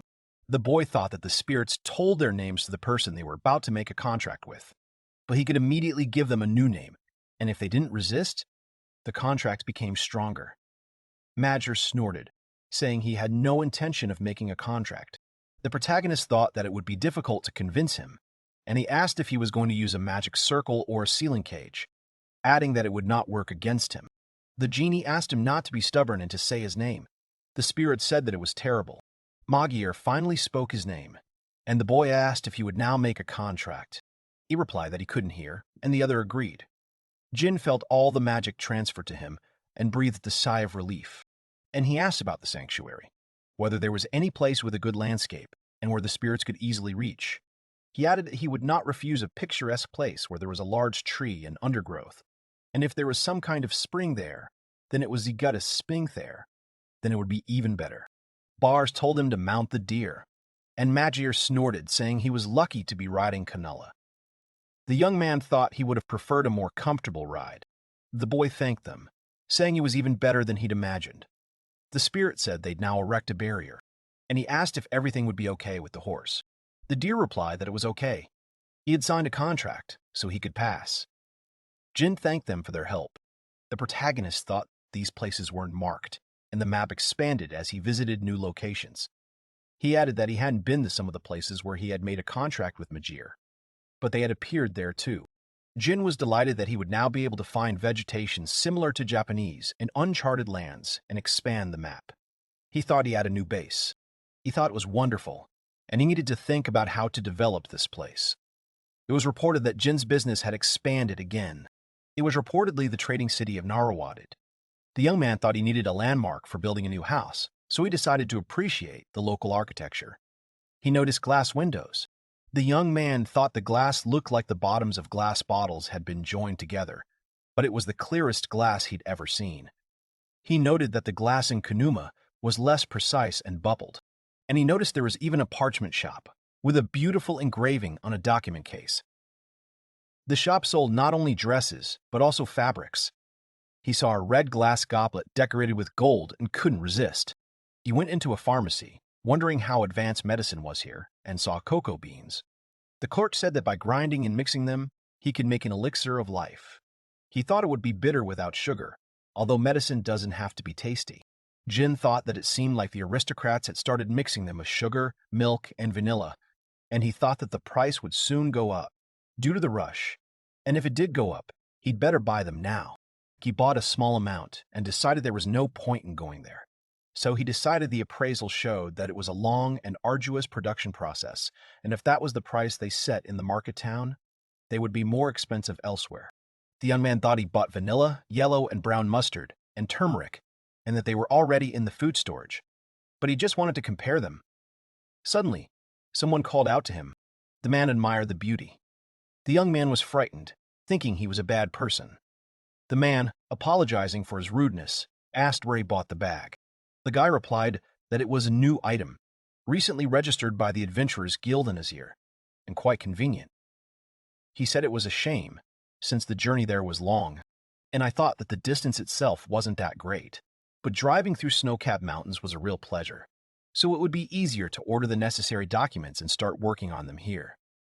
The man agreed and apologized for disturbing me. The hero thought he'd been approached about this 10 times, but it was unlikely they'd go to his ear. He decided that if traders came here, they might start building toilets. He stayed at the inn for the night, and the toilets disappointed him, so he decided it was time to move on to his main goal. Someone asked if she could help him with anything. The guy replied that he needed books about spirits, to which the woman replied that this wasn't a specialty store, and that he'd be better off going to a bookstore. Jin said he was looking for a good deal. Ash explained that such things weren't officially sold. She added that, of course, it's not entirely legal, but if they can be found anywhere, it's probably in Naruwadi. That's why he hangs out in local antique shops and shady stores. The woman said they were quite hard to come by, as nobles now like to buy books to show off, and merchants build their own libraries to show off. The guy asked for a recommendation for a reliable store. The young man asked the seller if they were having a sale on books, and he asked if he wanted them with the contents or without. The seller explained that there are blank books, just an empty box that looks like a book, and there are real manuscripts, but sometimes their text is illegible due to the mischief of spirits. The protagonist noticed that this book was more expensive, and the seller said that someone familiar with the process could make a decent book out of it. The guy noticed a spirit sitting on the book and wondered if it was a Moda real-time rewriting process. The employee explained that it was written in a unique set of symbols that could only be read by the person who wrote it. He added that some people deliberately make it so that only they can read books. The young man thought that thanks to languages, he can understand vocabulary and made up letters. But he has difficulty reading anagrams and permutations of symbols and words, of course. The young man said that this book had another volume for combining magic circles and diagrams and asked if there was a book with a similar cover. The seller replied that they did, but it was full of confusing illustrations and diagrams, and the price was quite high. Jean, without hesitation, said he'd take it, and he thought that if spirits were flying around, it was definitely something worthwhile. He also bought books on history, medicinal herbs, and alcoholic beverages. The guy thought that he had achieved his goals, and the money had run out. It was time to go home. He thought the first book was about the advantages and disadvantages of making contracts with spirits, and the risks could vary depending on compatibility and mana levels. They also depended on the spirit's contract. They came when their name was called. Jin thought that magicians and sorcerers borrow power from the spirits around them. But the spirits aren't always nearby, and it's not a fact that the element is suitable. If you summon a fire spirit in the cold, it will be very tiring for him. The hero thought there were many spirits, so he didn't consider how different they were. He felt something was wrong when he observed the spirits who helped him after he named them. They were different from Mishto and Kalaf, and he decided that it was better to forget about this clot of light altogether, and thought that he had nothing to do with it, and it was not his fault. The young man thought that he didn't think the spirits would listen to the one who destroyed their home. The butler said a hot breakfast was always good, and the food was delicious. He was glad they enjoyed it, adding that Ash and the others were going on an expedition today, and since they had some perishable food at home, he'd invited them over. He explained that breakfast in this world consists of flour products and bread. Some can afford dried fruit and meat, and vegetable soups are usually eaten cold. That's why they're so fond of hot dishes. The guy asked if they cooked in the mornings. The man said they only brewed tea. The rest was bought on the street. In the morning, as soon as the sun rose, people were already rushing to work, and it was difficult to keep the fire going. He thanked her for the treat. Ash said they had to go, otherwise they would be late. He handed them the lunch and said there was quite a lot of it, so they should share it with Dean and the others and be careful. They thanked him again and left. He thought it was time to buy building materials. Jean told Rich that a safe zone had appeared in the forest and that he could come with him, and then teleported away with him. The young man noted that the spirits immediately disappeared and asked if he had surprised them enough. Richie had given him permission to play, but not to go beyond the faintly glowing barrier line. He then decided to clear a space for the construction site. The guy thought about it and decided to build a small 2-story house, and he decided that each floor would have one room, the first one for tea and the second one for rest. He also thought about a garden and a place for Rich to play, so that Rich could stay with him during the daytime while he was naming the spirits. The protagonist reported that it had taken several days to buy the plaster, stone, wood, and bricks for the fireplace. He thought it wasn't so easy after all, and perhaps it was time for a lunch break. He mused that he still didn't know how to organize the garden, as Rich was very curious. Perhaps he should plant a little bit of everything. He decided to decorate the walls of the house with grapevines and climbing roses, and it would be nice to build a coffee siphon. The young man was surprised to see a snow leopard and a deer, and he was surprised that even the horse had come. The spirits cast strange glances at Rich. The animals asked why Mr. Rich was there, which surprised the hero. The spirits were surprised how Mr. Rich ended up there. The deer relayed the leopard's words that he had disappeared 5 years ago, and rumor had it he had vanished because he had failed to summon the heroes. The boy asked Rich if he had ever commanded these guys, and I thought that such a look could be interpreted in different ways. He doesn't remember, he doesn't want to remember, or he finds it difficult to think about it. The young man thought that, given their familiarity, this must have been Rich's former home. He supposed the wolf would feel more at home in the forest than in the city. The deer said that Mr. Rich was stronger than any other spirit and freer. He added that his voice could reach every corner of the world. The protagonist thought this guy seemed like a big fan of Rich's. The spirit said he was protecting this forest from people who called themselves the Apostles of the Wind. Jin asked who the Wind Apostles were. Snow Leopard said it was a majestic pose. The spirit said all traces of it had disappeared about a year ago. The boy wondered if that was when it had led him home, where there was a barrier isolating him from the rest of the world. And he realized that Rich had saved this forest from the Apostles of the Wind. And that was why there was a forest to the east and mountains on the west coast. And he said that the Apostles of the Wind are the previous heroes and their followers. The guy was shocked that the heroes of the past were destroying this forest, and thought that the heroes here are always this bad. The deer said they planned to weaken Kamig's influence over the forest, and then create means of transportation on water. The hero realized he was talking about ships, and felt uneasy about using Narodita's resources.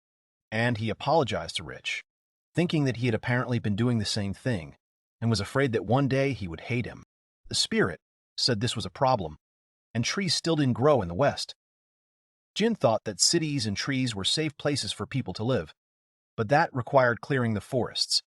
And as they ventured deeper into the forests, they would inevitably encounter spirits, monsters, and wild animals. He believes that people cut down forests, built more boats, and expanded their territories without realizing the danger. The horse said that today's heroes are not peaceful, and their magic turned his body dark, so that now his comrades will not suffer grief. The genie said to thank them. They were the ones who organized everything. The spirit said that something really nasty was going on there. Someone said that even if high-ranking spirits don't particularly need anything, they still have to grow and consume. Although they are weaker individually, the hero will protect them. And he said he shouldn't get too close to the hero. She is much stronger. The young man said he hadn't intended to. He didn't regret asking for the vault, but he might have to think about how to become stronger, as the god's gifts make him stronger. But that's not enough. He needs to know how to fight. The boy asked if he had lost not only his strength but also his memory, and asked the horse what he knew about Rich. He figured the map showed the zone of influence of the gods and any spirits associated with them, and Rich's influence on these forests was currently low. Magir said he didn't know all the details. The deer said that Lord Rich was great. The snow leopard added that he was braver and wiser than any other spirit. He wished himself bon appetit and remarked that it was delicious. And he thought that with the construction of a house in the forest reserve, he would like to take up farming. He hopes that potatoes and tomatoes will become more common in his world. For now, these vegetables can only be found and grown in this house. Jin thought that, judging by what the books said, a good harvest could be ensured by befriending the local spirits of the earth and water. And maybe one day he would be able to eat something in a restaurant that included these ingredients. And he decided that he would have to build a few more houses, cultivate a few fields, and perhaps give names to some spirits. And it was good that he was used to the constant workload. It was time to get down to business. The young man thought the planting and construction had gone quite well so far, and he planted a few vegetables from the pantry, hoping the local spirits would be able to retrieve them. He decided not to use the growth powder this time. He decided it would be more interesting with potatoes, tomatoes, zucchini, basil, arugula, and lettuce. He wondered how the expedition was doing, not worrying too much about them since the guild and other countries had sent their own teams. The protagonist praised Rich and thought he could ask Dinosaur to throw a frisbee, since he had such a knack for it. He then told his pet that they should go home, as he wanted to try something. The young man decided to create magic circles and said that he saw them when he read that book and he wanted to try making them himself. And he began to pour in the magical power, simultaneously grinding the ingredients, added the water in which the spirits played, and the ink was ready. He decided that now it needed to be applied to the compass. The guy thought that all that was left was to draw the necessary figures from the book and connect them with symbols from other books. And he wondered what kind of spirit he should try to summon. Suddenly, spirits began to appear, and he asked them not to emerge prematurely and ruin the paper. He wondered what he should do and decided to try ice. Jean remembered that Rich was, after all, a spirit of ice and darkness. He asked his pet to help him refrigerate the food, adding that if he didn't have to go to the mountains for ice, he could make ice cream. He said he'd already planted a field, so a good harvest would be welcome. The young man drew a fertility symbol and imbued it with his magic. Suddenly, a spirit appeared and introduced himself as Pal. The spirit said it was responsible for the land and the harvest. The boy said he remembered and was surprised by what it was. And in a panic, I thought it must be a divine prank, or maybe he really had summoned her. Pal said it was bad ink. The protagonist said he made them according to the instructions in the book. The young man with black hair said it was the wrong book, and the older man said it was only enough to summon local spirits who have names. The girl said that he was very cheerful and it was funny to watch him. He wondered why they had all appeared so suddenly. The girl said he had brought many good spirits here, and she added that that's why they feel comfortable here. The boy realized that these little flashes of light were actually spirits, so fleeting that they were born in the morning and disappeared by evening. Jin thought everyone was here now. Ludere, Kadar, Mishto, Alafa, Ish, Van, and Pal. Ish asked if he could ask them about spirits instead of reading books. The boy, surprised, asked if he'd mind being taught. Wang said fine and suggested they have a little sparring, adding that anything was better than sitting within four walls, and told him that he was moving incorrectly. The protagonist thought that up until this point he had been trying to imitate others, mastering various things to become stronger. The spirit said he had no control over his movements at all. The young man thought he was simply copying them without thinking about how to adapt the movements to his own body. So he can't say his assessment is wrong. He asked him what he imagined his sword to be. The boy paused and said he didn't even know. Something from fantasy or historical dramas. In his world, swords weren't used anymore. His sister preferred fantasy, and he and his grandmother watched historical dramas. And he thought that those movies had made a bigger impression on him. But this sword was more like the ones used in the games, so he decided to introduce a different sword. The guy thought that Zansenkin had been transformed, and he exclaimed that it was a katana. He noted that it was a bit longer, fantasy style, and had a silver chain instead of a cord. Wang said it was a very rare type. The young man said that such swords were used in his homeland. The spirit asked him if he would like to continue, and he enthusiastically agreed. The protagonist thought that the blade looked like a typical fantasy sword, and with it all sorts of effects from games came into his head. But now, it's easier for him to imagine the movements, and it became more fun. The man praised him, saying it was much better than before. The boy was glad to hear the praise. Jin thought that of course he couldn't compare to him, since Zansenkin could cut anything except Van and his sword, since he was its creator. Thanks to this, he can swing at him without hesitation, and he wonders if he can hit him if he gets stronger. The girl told him to keep it up, and Caliph asked him to give it his all, against all odds. He thought he was surrounded by two beautiful roses. Ludere called out to him. He said that the material in this book was misinterpreted, and he said that he needed to go to the Temple of Thermisto in 7 days. That is the name of the island south of the Kavim Peninsula. He would make sure that he got the book he needed. The young man thought he had 7 days to raise money for a new book. Someone noted that he planted quite a lot. Hal offered her help in exchange for the harvest, and Ish also asked for a treat. And he thought that they loved bread and salt, and it was stupid to refuse the help of Pal, who was responsible for the land and the harvest. And he asked that don't spirits with human form eat only what they consider tasty. They said they try what they are drawn to or what interests them, and the local harvest is quite interesting. It is said that this is the city of Narwadid. The protagonist said that the truffle pasta was simply delicious, and it was no wonder that Narwadid was considered a progressive city. Jin said he teleported here to sell the demon fox's horns and skin, as they were more expensive here than in Khanum. The man remarked on the excellent quality of the goods. He thought he'd solved his money problem. And there was still one more thing to do. He thought that he wanted to buy a sword similar to Zansenkin, but couldn't find a suitable one, so he suggested that maybe this one would do. The seller said they had spirit weapons. The guy asked again, and he explained that they were weapons possessed by a spirit, made by a spirit, or a spirit transformed into a weapon. And he thought, so Zansenkin is also considered a spiritual weapon. The man added that the sword's power depends on the strength of the spirit, and it requires no maintenance. The merchant said he could store it wherever the spirit preferred, or in a shrine. The young man wondered if his Zansenkin was always in storage, and whether he needed to take it out from time to time, and that no one had given him any instructions. The main character asked to show them to him, and he thought that these were the very same golden ranks headed by Amadeo that Letza had spoken of, and he asked the spirits not to interfere so that he could at least see something. Jin thought that he was surrounded by girls, and he heard that he was working with a magician. He had other things to do, but he was afraid of missing something. He thought that all three had their own spirits. The woman in the robe, a sorceress, had a spirit of the element of light. The archer, a spirit of wind and greenery, had a bow entwined with tree branches, perhaps a spiritual weapon. The boy thought that this was the same Amidio that Letzes had spoken of, and that his spirit was like a prairie dog. The young man wondered what continent the prairie dog was from, and that he had a ton of questions. He then wondered where Ash and the others were. The young man realized they were working together. He noted that Az, the chin lover, and Dean's spirit, the butler spirit, must be nearby. During the last expedition, Dean's spirit had reacted to his boots, and he decided to leave them as spirits, just in case. And he wondered why she was rubbing against his stubble and thought that spirits had such strange desires, and why Letza couldn't protest.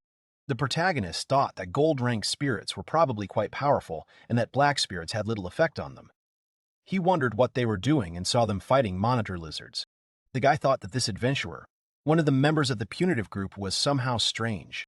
Jin thought that even though she was an archer, She knew how to fight in close combat, and he saw that the adventurer was possessed by a black spirit.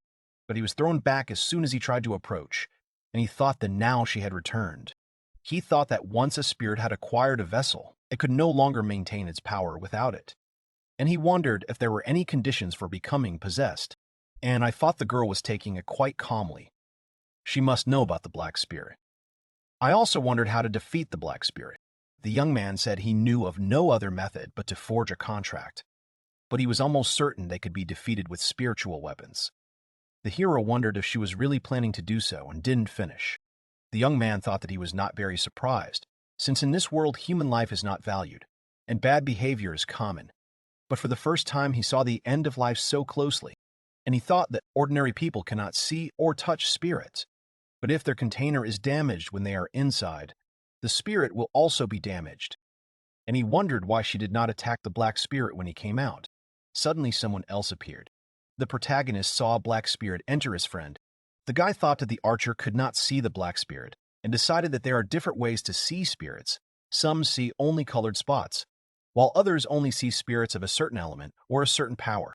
Jin concluded that he could see the spirits possessing people, but this time he was only half possessed, and he thought the spirit needed time. He wondered if the two gold-ranked ones could see him. He remembered Let saying that Amadeo could see them, but apparently discerning a spirit in a human body was somewhat more difficult. She also said that if they had seen him, they would have isolated him from the others, and whether they would even notice him in his current state. The young man decided that he did not have to solve this problem, but he had learned a lot and thought he could cope. And he asked the spirit of shadow and the spirit of light to make it so that his face could not be seen, and to raise his body 10 centimeters from the ground. The young man asked to make sure that the hood did not fall off and that his legs should not be visible. The main character decided that it was time to go. Emilio asked what was going on here. The girl said that she herself did not understand anything when this guy suddenly appeared and asked for forgiveness. Everyone was shocked to know where he came from and who he was. The guy thought that even if he introduced himself, they still wouldn't recognize him, except for these guys. And he asked the spirit of sound to change his voice. Jin said not to pay attention, and it needed to get something out of this guy. He asked again, horrified. He plunged his fingers into the boy's body and thought he was imagining it, and he grabbed his spirit so that it would not escape. The sorceress asked if he was possessed and said that another guy had attacked. The wounded adventurer was still alive. Everyone was shocked that he woke up, and they wondered and couldn't believe that he had recovered. The girl asked who he was. She asked about the spirits around him. The young man remembered that the spirits were currently free. He usually told them to stay away so as not to attract attention.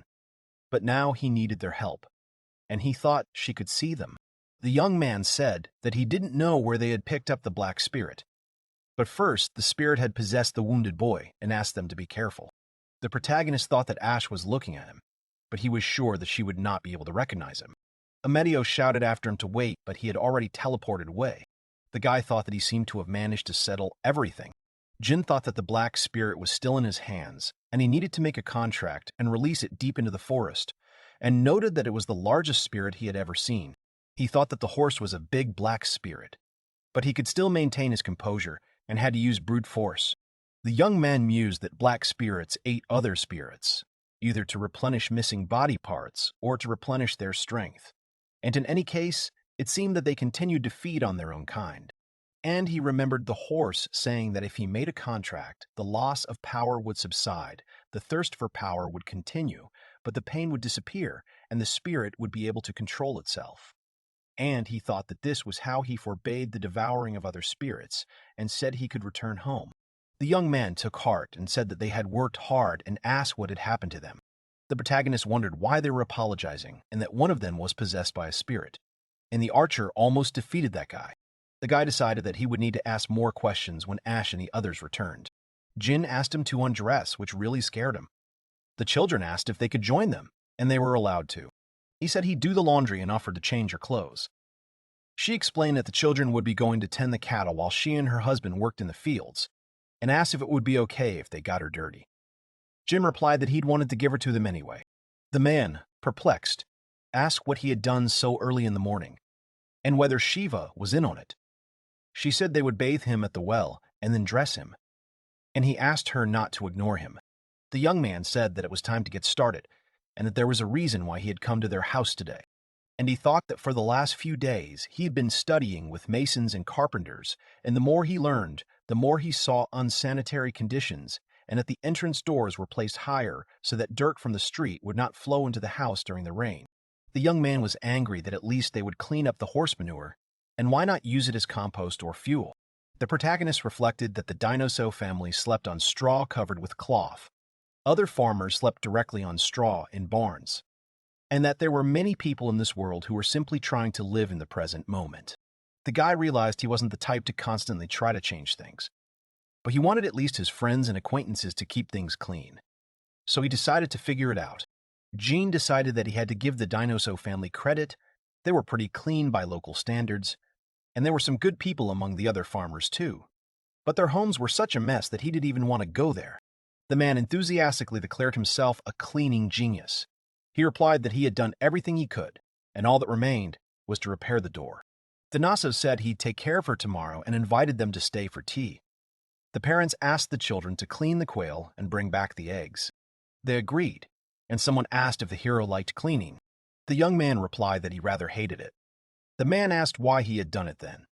He replied that the unsanitary conditions had motivated him to clean, which was why he had come there in a fit of anger. Shiva said he simply loved cleanliness. The man said it was quail and green onions stewed with liquor in a pot, Shiva's signature dish. The genie said it looked delicious. He thought quail meat was delicious. He thought quail meat was delicious on its own. But paired with onions and liquor, it became divine. The dish is reportedly made by simmering quail and green onions in a sweet liqueur that has stopped fermenting, but the sugar remains. The young man decided to add this dish to his recipes. The woman invited everyone to the table. Everyone wished each other bon appetit. He thought that a hot meal among family meant nothing to him. For him, the Dinaso family was the epitome of family, and he wondered if he would ever be able to create the same warm family hearth as they had, with someone he hadn't quite managed to reach an agreement with. They said this was Themisto Island. The young man thought he'd heard the island was famous for its lace and silverware, but perhaps he should visit the temple first, and that the building Ludere had mentioned must be somewhere around here. The young man apologized and said that he had been told that he had books. They told him it was the same appearance, black hair and violet eyes, and asked, "You're the one Mr. Ludere spoke of?"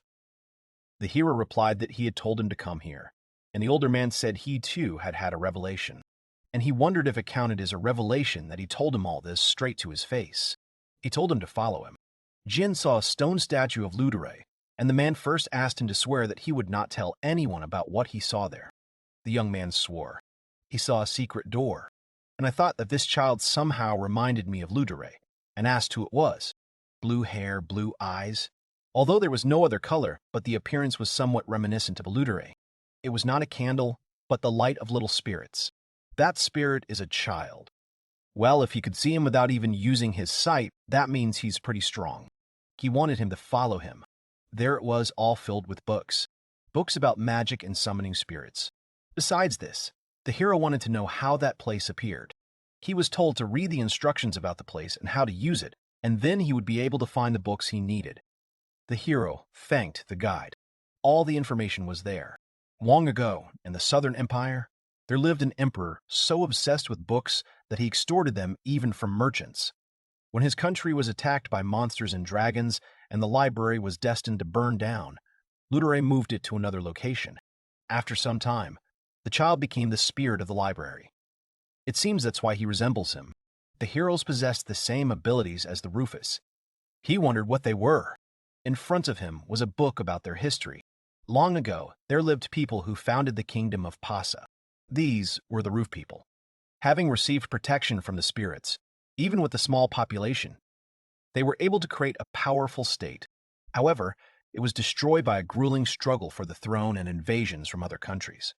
Afterward, the people who had not fallen under the spirit's protection created a country under the queen, of which was a woman who had survived the roof. These people began to call themselves the Roof People. Once the state fell, the entire royal family was killed. In other words, there were two types of roof: the Roof People, the Pasa Kingdom, and the Roof People, the Roof Kingdom. Apparently, the Rift people also knew how to communicate with spirits, although not as skillfully as the Rift people, who were rumored to be descended from the spirits. They were able to rebuild the country by finding one of the Roof people. He liked that library and wanted to visit it often. The hero saw Ash. They hadn't seen each other for a long time. Her hair was wet and she was taking a bath. I didn't like it when the ash was wet. The guy said he could boil water if she told him to. The girl said she couldn't ask him. Her appearance was so bad that it was even uncomfortable to go in. The hero understood her. When he took a bath after living on the island, it was full of all sorts of nasty things, including insects. Their expedition had been longer. Judging by the number of participants, it's unlikely she even had the opportunity to bathe in the river. The guy said he would heat up the water and asked where the butler was. Ash replied that he was doing laundry and would come by later. She apologized for bothering her and said she couldn't take it anymore. The hero said he'd make some tea and asked her to wait until the bath was ready. He gave her some tea to drink. The girl thanked him and asked him not to come too close, as she felt that the smell was still coming from her. The hero did not agree with her, but decided not to approach her if that was what she wanted. Ash brought him souvenirs. The guy thanked her and asked what was there. There was magic ore, since his sword was made of ordinary iron. If you mix it with magic ore, it will become much better. The hero thanked her and said it was valuable material. He asked how she was enjoying the forest. Ash said she'd met a man there who resembled him. Jin was scared that she could see his face. He asked her what the man was like. The girl said that he was accompanied by spirits, and then was able to catch him, and because of this, she thought that he was a kind person. He had a strange aura about him, as if his attributes were constantly changing. It must be because the spirits were hard at work under the cloak.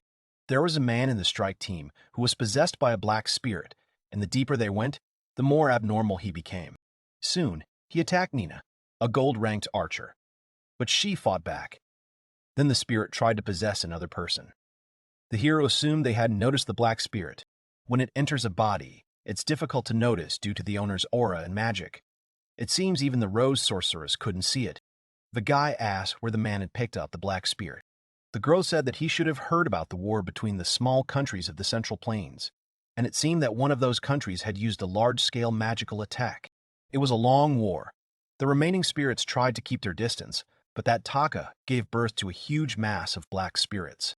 Jin said that even if they couldn't see the spirits, it should be obvious that black spirits would cause a lot of damage. There had been precedents in the past. Most of the wounded spirits fled, taking revenge here and now. But the kingdom still couldn't count on a good harvest that year. Rose said that the man who looked like a genie could be a descendant of the Roof people. The hero thought that he was misunderstood and that he had nothing to do with it. The butler apologized for his delay. He asked if there was enough firewood. The boy replied that there was, and thanked him for bringing it with him. The man said that they should thank him. Even the aristocrats did not have such comforts as in his house. His soap was unusually hard and didn't smell like an animal, which was surprising. The guy said that when Ash was done, he could take his time and soak in the tub while he baked some goodies. There was enough time to make a meat pie. The cookies were already baked, and the hero wanted to make a sponge cake. He said he'd heard he'd encountered a creature similar to a roof in the forest. It was Lady Rose who made the deduction. Apparently, she had some unpleasant history connected to the kingdom that summoned the heroes. The man thought that she wanted to find the person to confront the kingdom. There were rumors that the descendants of the Roofs were long-lived, but he always considered this a fairy tale, although her theory had a lot of common sense. Jin thought that he didn't belong to them, and said that he wouldn't be in the guild for a while, since he didn't want to get involved with Rose and the others. The butler said he was right and it would be problematic if he asked Miss Ash for help, as she could see spirits. They were planning to return there after a short break, so she would be fine if she didn't participate in the expedition. The guy suggested booking a quest for Ash. Given her personality, she would probably prefer the first request. He thought that the best option would be to appear in front of the Rose and say that he was not a roof, but that was a lot of trouble.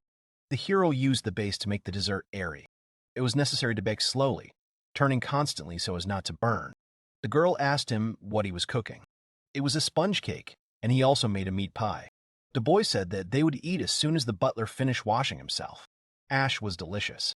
The hero was glad that his comrades liked everything. They did a good job. Today is the promised banquet in honor of their return. Everything looked delicious. The man said he had already forgotten how delicious beef could be. The guy said freshly cooked meat was divine. During the mission, They ate jerky and monster meat, but this did not justify such an amount of meat on the table. Ash wondered if they served meat pies there. She seemed to like his meat pie. The guy said that there were a lot of three-legged and two-horned ones that time. But the worst thing was that the black demons turned out to be wolves. Black demons are monsters whose black spots around their eyes extend further. But there are other types among them, such as those without the blackness extending to more rounded horns. When the black color completely covers the body, the imperfections on the body disappear, and they become beautiful monsters. From this point on, the beast's body is completely consumed by the spirit, making them incredibly strong. No matter how you look at it, their numbers will continue to grow. The situation turned out to be worse than they thought, but it seemed the guild had foreseen it. They sent 3 gold-ranked soldiers there. The Rose also had a gold rank. The man had a feeling that some other country was using the terrible rose magic, and the others were talking about summoning heroes in Shom, and most likely it was somehow connected. Combined effect of war and summoning heroes. Next time, Amadeo will call upon all the strong adventurers in the country, and this will be the first major raid in recent times. The butler asked if the 2 of them were invited to join his group. The guy said that he was invited, but he refused because it was not his and asked Chris. As a knight, he's not averse to granting the wishes of beautiful people, but he'd rather be the head of a dog than the tail of a lion. Ash also refused. It's good that the hero asked them to process the roots of medicinal herbs. The man said that no one invited him. Jin said that wasn't very insightful of them. He thought it was a compliment, but the hero really thought so. It looked like they were looking for those who had perfume. Amadeo's followers also caused trouble. This was after they learned that he had rejected the offer. But he never turned anyone down. They wished him good luck. The hero was offered to join, but he said that he did not want to sleep in the forest and get into trouble. They say the guild gave gold-ranked genie bags, and now they're inundated with orders. The guy thanked the gold ranks and the Adventurers Guild. Jean asked if she was selling the house in Fox Lane. Fox's End is the name of the street that leads to the alley to his house, and Ash's house. The butler said that the house next door had recently become empty. The guy said he was just curious about the kind of people who wanted to buy it. The girl asked to wait a minute, although the hero simply asked in passing. The girl asked if he wanted to buy a house. The hero replied that he thought only a silver-ranked adventurer or higher could buy a house. He was told that the Merchant Guild and the Healer Guild could recommend him. The guy assumed that he sells a lot of things, and that is why people trust him.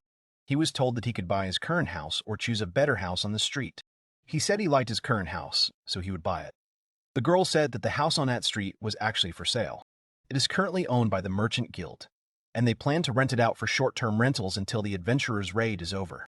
Few people would want to buy a house on the dangerous side of the wall while the strike force was being formed. The girl said Amadeo was looking for someone, and most likely, after the raid, he would remain in the city, and the house would be rented out to his confidants. It was a secret. The hero was irritated by this. He said he'd like to buy it. Sheen would renovate it and rent it out. The guy decided to buy 2 houses at once and was wondering where to start the renovation. He thought about starting from the back door. The hero met the man and greeted him. He originally went hunting, but there are a lot of adventurers in town now, so he's having a day off. His gold ranks were a hindrance, but now they don't have to worry about the monster tide. They took Dean and Chris with them after all, and Ash went bear hunting. The guy said he knew because they were his neighbors.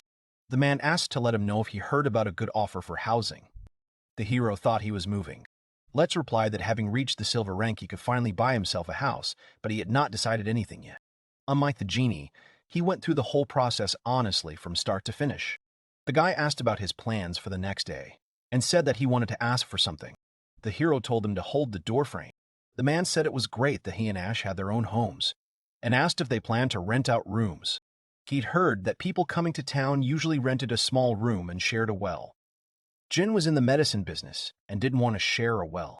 There were too many things he wanted to keep secret, and he wants to be free. But when other people are around, he wants to help them. The hero asked what kind of house he would like to buy. Let's replied that he would prefer a 3-story building with a store. The attic and 3rd floor could be rented out. The guy asked what he was going to do with the store. The man said that it depended on the wife, and the hero was surprised that he was married. Let's replied that he doesn't have a wife yet, but that getting married after purchasing a house is the norm. Jean asked if he had anyone in mind. The man replied that there was no one there, as he used all his free time to prepare for work. The conversation about love ended. He said his cooking was as good as always. The guy said the tartness comes from the tomatoes, capers, and olives. Let's us asked what tomatoes were, and the hero completely forgot that he hadn't seen them there. Jin told him not to eat unfamiliar foods without even checking. The man did not understand why this was necessary, and said that everything was fine if the hero had prepared it. The guy was flattered, but he felt a little awkward. Let's asked if anything was bothering him. Jin replied that he was worried about the gold ranks and their minions, who were causing some inconvenience. The heroes didn't want to join them. This could be a problem if they found out he could see spirits. The guy said the man was right. However, it dawned on him. He didn't understand how he knew that he was one of those who could see spirits. The man asked if he was interested in how he guessed. He said that Chris always gave a nickname to those who could see spirits, although no one noticed this feature, including himself. Come to think of it, he never called him by his first name for Ash. He always came up with a nickname, too. All you had to do was ask Chris, call him by his name. He was a good guy, even though he looked like a pain. The protagonist said he knew he wasn't a bad person. It seemed Chris often took on assignments from aristocrats because Dean didn't want to get involved with them, so he often ended up helping him out. That made him a good guy. But he was too noisy, so the hero tried to avoid him. He has a very keen intuition, and it's a shame that Chris didn't notice such talent in himself. The guy said that if he told him the reason, he would understand that he could see spirits. But on the other hand, only the hero knows all the secrets. Jin said that it is not a secret if the person himself does not know about it. He asked the guy what he should do. The man thought he was nervous. The hero told him not to enjoy it. Let's said he knew Chris was really capable of this. Now he was sure of it. The genie said he had deceived him. It was manipulation. The man told him not to worry. He will look after the gold ranks, and the hero can rely on him from time to time. The guy assumed that they had a difference in life experience, or that he was trying to grow a beard for a reason. He tended the vegetable garden, gave the spirits along the route of the strike group, and found out what they were doing. Sesh and I worked together on a cure for the yellow spot epidemic. It turned out to be a very rare cure. It caused a bit of a stir in the merchant guild. The house in Fox Lane will need some repairs once the plumbing system is installed. He had a lot of work to do. But first, he had to pretend he was a roof. From then on, other cities also formed strike teams and began hunting in the forest. Each local guild used spirits to exchange information. Taking advantage of this, he deliberately wanders through the forest disguised as a roof and spreads information about himself. He found what he needed. Before him were the adventurers from the Citadel. They were surrounded by a two-horned wolf and a three-legged badger, also owls and bats, and a huge bear. The hero didn't understand where so many monsters came from. The forest was overcrowded. Hunters and their targets had swapped places. Kana was concerned that the Citadel rarely sent out exploration teams. The hero used his healing skill. The man was surprised by the healing. The guy told him to take the burden on himself. They wanted to know his identity. The man thanked him. The adventurers began to apologize and say that it was their fault. The hero felt he had too much trouble and decided to go home. So he appeared in various places to spread the word that Ruth was heading north, then west, toward the Black Mountains. The spirits would help him deceive Rose and the other golden ranks. That way, he'd throw them off the scent. He made a potion, red, and pretended to be a roof. The hero turned to the butler. Jean said he needed a haircut. The man said he couldn't help. The hero was upset by the refusal. Lutz has asked if he was okay, as he'd suddenly decided to get a haircut, and asked if he needed money. Good hair was usually sold when there was no money. Jean said it wasn't that. He just didn't want to go to the barber, so he figured the butler might be able to do it. He didn't like getting his hair cut in the barbershops at the bathhouse for reasons of hygiene. I told you he has beautiful hair and cutting it would be a waste. The guy didn't take care of them at all, and it was probably the local water. Although most likely, their shine really did stand out. It was fashionable among aristocrats to grow their hair long, so the hero could have left it as is. The boy said that washing it was a real pain. He thought about shaving them off.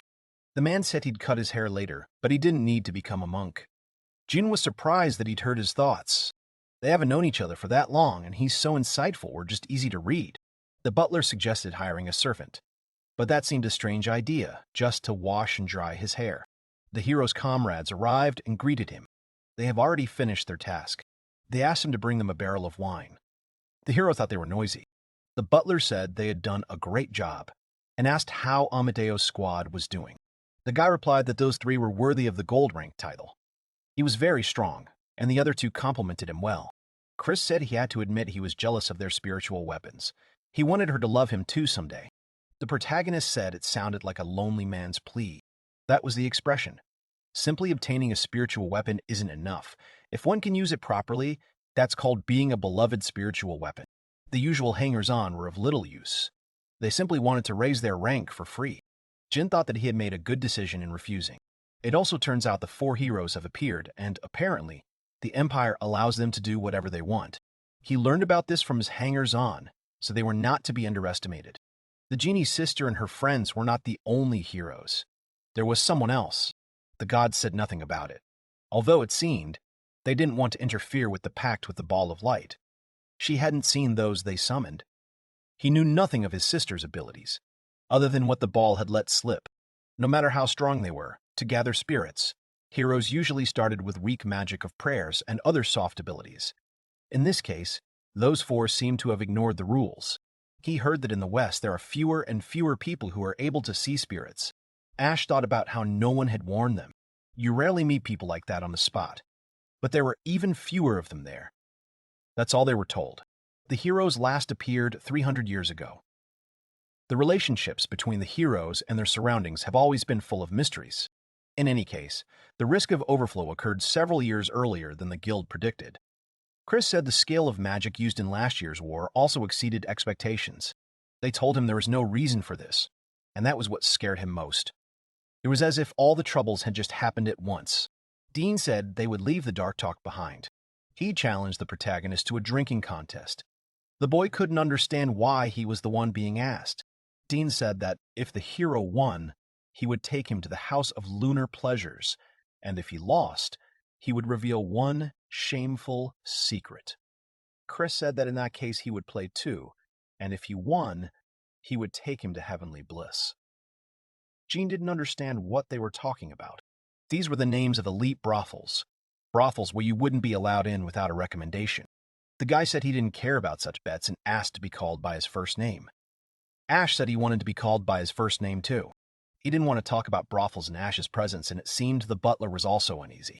Ash said that it would be considered rude to walk between two brothels of this class. The butler thought that she should stop and wanted her to be pitied. Jean thought they were already drunk. The butler hadn't started playing, but the man, for some reason, had decided to join in. They'd have to leave them in the room upstairs. The man said he didn't expect the hero to be resistant to alcohol. Thanks to the treatment, the guy was only slightly cheerful.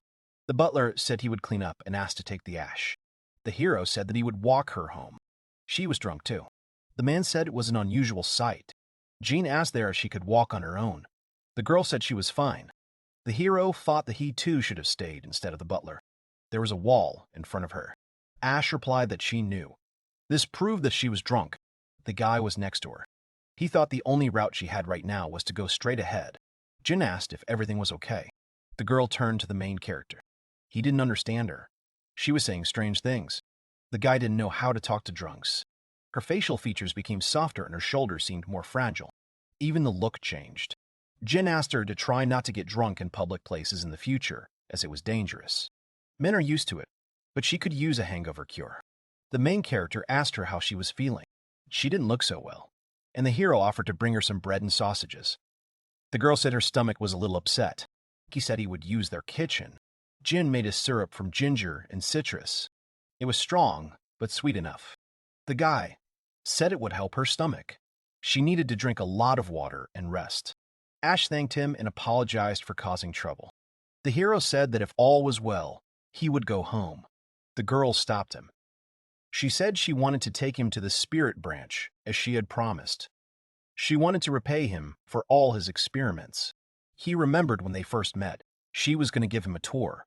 He didn't have any urgent matters to attend to. They came to an agreement. She was feeling much better today. Azu looked contented and happy. It seemed like everything was okay with him. And the girl's face was the same as always. The hero said that he went there once to buy water for potions. This is the same branch of spirits where Dean's sister's spirit was removed from him. They came. The spirit branch was usually located in the most prominent place in the square. It seems this was the case in all cities, not just in the Kanama. There were workrooms and the caretaker's quarters there, and the courtyard was in another place. All water was a branch of the spirits. In fact, it is a branch of the king's branch. The place where the branch was located was called the spirit branch. The hero considered asking her again, but it seemed common knowledge there, so he decided to remain silent. He hadn't yet conducted an in-depth study of the spirit branch. For now, his entire focus was on the spirits themselves and the history of the world. However, the Azir didn't have a king branch, and the Khanum branch was a pseudo-branch. Azir is the name of the country where the kingdom was located, so she meant to say that the branch was fake. The king's branch is a sacred tree called the spirit tree, the great spirit tree, and so on.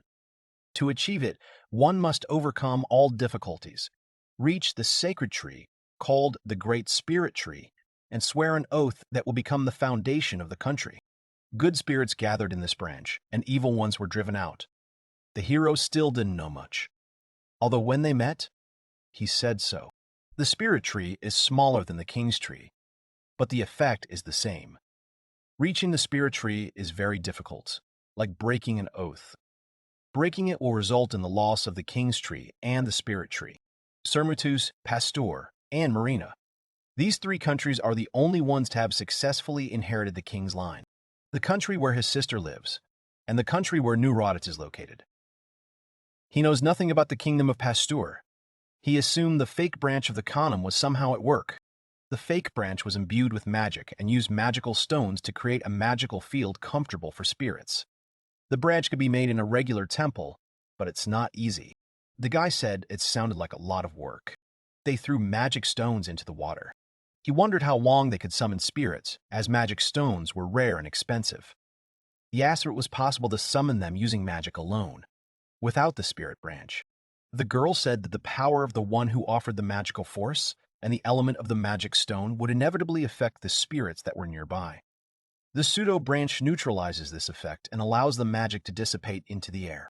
The first spirit appeared. The spirits washed themselves with water and then used it to create healing potions. At night, a fire was lit instead of a bowl of water. The ashes were used for blacksmithing. They were easier to work with, and the ashes were scattered on the ground to make it more fertile. The boy wanted to see the spirit branch at night. Ash said that if he wanted, they could go there again. Jin thanked her. The hero thought about a date, although now she looked more like a guy. The girl became beautiful when she didn't frown. Everything baked just right. Everything grew well in the garden, too. He planted local vegetables and vegetables from his pantry. He was sad that the pantry vegetables only grew in the mountains. Artificial pollination was too delicate a task for him. The spirit of peas, cabbage, and Italian parsley has arrived. The spirits that have appeared in the fields are interesting, because each vegetable has its own unique character. The guy said onions are bad for dogs. The man said Rich isn't a dog. Ludere appeared unexpectedly. Rich when you were his master. Ludere still loved him. He probably had his own thoughts about the puppy's appearance. The hero was told that it had good vegetables. He met Pal and Ish. Ish was already watering the garden. Where Pal passed, the harvest ripened. With these three, it was like being in a fairy tale. He was curious about what Ludre was doing now. He simply stood and silently looked at the dog. Jin suggested trying the vegetables he'd collected. He understood they could eat a variety of things if they were curious. The guy said he put a little in as a test. He was told that the taste was delicious and fresh. He realized that they liked it, and the ban on vegetables was lifted. Ludere decided to try the onion. The hero said that he was already on his way. He greeted his comrades. He was told he had done a great job. Today he presented the renovated house. The guy said the guys helped him a lot.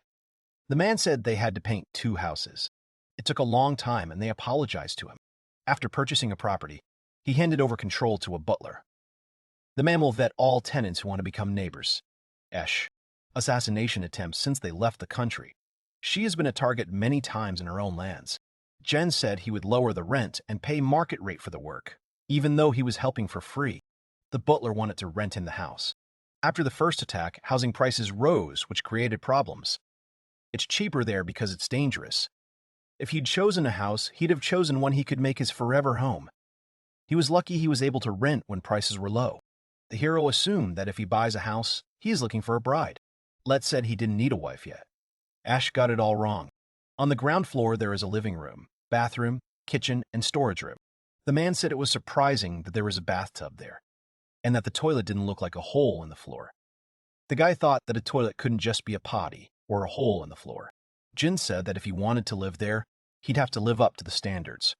He'd have to bathe at least once a day, change his clothes, and remember to disinfect himself once a year. The man said he was very surprised, as the boy had managed to accomplish a lot while they were on the mission. It was thanks to the vault and the spirits, but he couldn't say that. So he replied that it was stronger than it looked. There were 3 rooms on the second floor. The man said it was very soft and not at all like a straw mat. The hero said not to forget to air it out. The girl saw a storage room. The guy told her that it was a sliding door. It opened from the side. Sliding doors can be removed at any time. They weren't very popular in areas where there were security concerns. There were no tenants yet on the 3rd floor, which was roughly the same as the 2nd. The basement was a warehouse, divided into several rooms, but it was locked so that weapons could be stored. The hero suggested lunch. Everyone was really looking forward to it as the guy was a delicious cook. He was pleased to see his comrades happy. Everything was very tasty. Regular gin is simply chopped, braised, toasted, or grilled, so he's nervous. He wasn't sure if they were saying this because it was delicious or because the flavor was unusual. This time, he used amagasatake mushrooms in the gratin. They're poisonous, but if cooked well, it's not a problem. They paired perfectly with the creamy sauce. Some mushrooms are deadly poisonous, but the poison can be removed by long cooking. They're a volatile poison. The steam can cause poisoning, so ventilation is essential. The Japanese have a weakness for foods that may be poisonous, but that happens in that world too. They like the top crust and creamy filling. The soup was quite tasty. The hero wanted to be praised. It was an endless hell, trying to remove the dirt and cleanse himself at the same time. Letsis said he needed a drink, but he only had light wine. He didn't want to lug it back home. It was time for dessert. Dvoretsky said it had an unusual texture, soft and airy at first, then melted in the mouth. Sweets are usually hard because they are easier to store that way. Jin remembered their surprise when he made sponge pancakes. Sweets were rare and mostly consisted of bulky items. Previously, artisans were allowed to make sweets only during special holidays. It was considered a luxury, and ordinary people preferred to bake bread. But even there, locals enjoyed baked goods with the flavor of sweet maple. Elsewhere, there were also master pastry chefs. Maple syrup was apparently a specialty of the walled city, and although expensive, it was readily available. It seems they should have planted sugar maple trees. Well, maybe it's not that simple. Let's liked salty food, and the butler liked light food. Ash wanted more, but the hero thought she should get better. The girl asked not to touch her brother. She was told not to interfere. For the first time in a long time, the hero decided to visit his family and found himself confronted with this scene. The man told her to consider what would happen to her father and the others if she didn't do as he said. Jin asked the children how they were feeling. The girl said that suddenly a lot of people came and her father talked to them. They were in the barn. While they were talking, her mother snuck in and told him to run away. Then they found her brother and grabbed him. The guy told them to go back to their parents and just keep quiet, no matter what happened. The man told him to start talking. The other said that if he resisted, he would take care of his child. The protagonist thought things were bad. The family was in danger. And a little to the side was the second twin. It would be difficult to deal with them both at once. The man said that no one would have thought that the Wolf King would be such a weakling. The guy thought it looked familiar. The girl said that they were out of luck. Jin didn't understand what it was and why she was so strong. She really did it. He saw it with his own eyes. The man asked to untie him. He dodged in time, so it wasn't as bad as it seemed. The guy had a spare potion. The man apologized for dragging him into this. The hero said it wasn't intentional. They told him his face was terribly pale. This is the second time he has seen someone die. Amidst all the chaos, she easily dealt with her attackers. Her wife and children were fine. Perhaps this was normal in that world, so they took it all in stride. However, she showed surprising determination. He would have simply knocked that guy out. The hero doubted he could defeat her. Perhaps the ideal option would be to put them all to sleep with magic. The whole situation had him flustered, and he'd forgotten he could use magic. The man began to respond. Ian possessed the storage skill. The hero was very surprised. He could have used the storage. The children started saying that with his storage skill, he could fit an entire table inside. It's a rare thing to be able to use storage. The nobles would kidnap him in a heartbeat if they found out. It's really quite convenient. The perfect skill for a merchant. When En was blessed by the spirits and gained the skill of storage, they were in the temple. People immediately found out about it, and they've been chasing them ever since. The situation wasn't easy, and they were already packing up. This meant they would have to leave that place. The hero would be bored. The man said they would go to the Khanum and were tired of running. He and his wife were adventurers and quite famous. The hero thought that this was why the gods had advised him to go to the Khanum. There, the aristocracy and the church wielded the least power. In short, Shiva came from a noble family, but they ran away and became adventurers. The hero didn't understand why she agreed. The guy said it was a long story. As former adventurers, they can fend for themselves. They had to quit their jobs 4 years ago when the boy acquired the vaulting skill. The adventurers operated openly, making their whereabouts easy to discover. So, for the past 4 years, they've lived in various remote locations. But they wanted the children to be able to fend for themselves if anything happened to them. They were planning to return to their old jobs. There wasn't much to do there except farming and hunting. The children would soon be 8 and he wanted to broaden their horizons. The hero was sure they were an unusual family of farmers. The man was a wonderful father. Dinoso asked about the price of the potion. The hero told him not to worry about it. The man said that if he could pay, he would definitely do so. They divided the money into small bags to ensure everyone reached the city safely. If they split it up, the children could hire adventurers to take them to the Kanye. It was quite a large sum. They must have been saving it for years. The woman asked him where he got the potion. The man said the genie gave it to him. He apologized and asked her to make something to eat before they left while he cleaned up the street. The hero understood what he was talking about, and it was logical that there was no need to leave any evidence. The woman apologized for what happened and asked the guy if it surprised him. Jen said he was a little surprised by this and said that he would take care of the food and she would be better off helping the children get ready. The hero suggested dividing the food into portions so they could take it with them. He was told that his cooking was beautiful and looked very appetizing. The girl said that she would also learn to cook well. The boy said that at this rate, her fiancé would cook better than her. The man said she wasn't planning on marrying anyone. The hero thought that this was a strange conversation, but the atmosphere was cozy, and he was used to the family. Takanum. Well, thanks to all the guys, they got another horse, and the boy's skill will come in handy. The hero told the girl that they would meet again. They will settle in the Khanum for a few years, and then perhaps go underground. The boy thought they were going to stay there forever. Now he remembered the gods saying something about dungeons. He'd completely forgotten about that. Things didn't fit anymore. The boy's vault was overflowing. The heroine wondered how the vault worked. His repository is the spirit of the squirrel. He placed it behind his cheek. If you look closely, you'll see the man was being examined by a fire dragon spirit. His wife was accompanied by a female ice spirit. These two and the boy had entered into contracts with the spirits. The hero offered to accompany them. They told him not to. He came to them in such a remote place without even a horse. It looked a little suspicious. Jin said he wasn't a roofer, although it did look suspicious. The trip might be a little challenging for kids, but they can definitely handle it.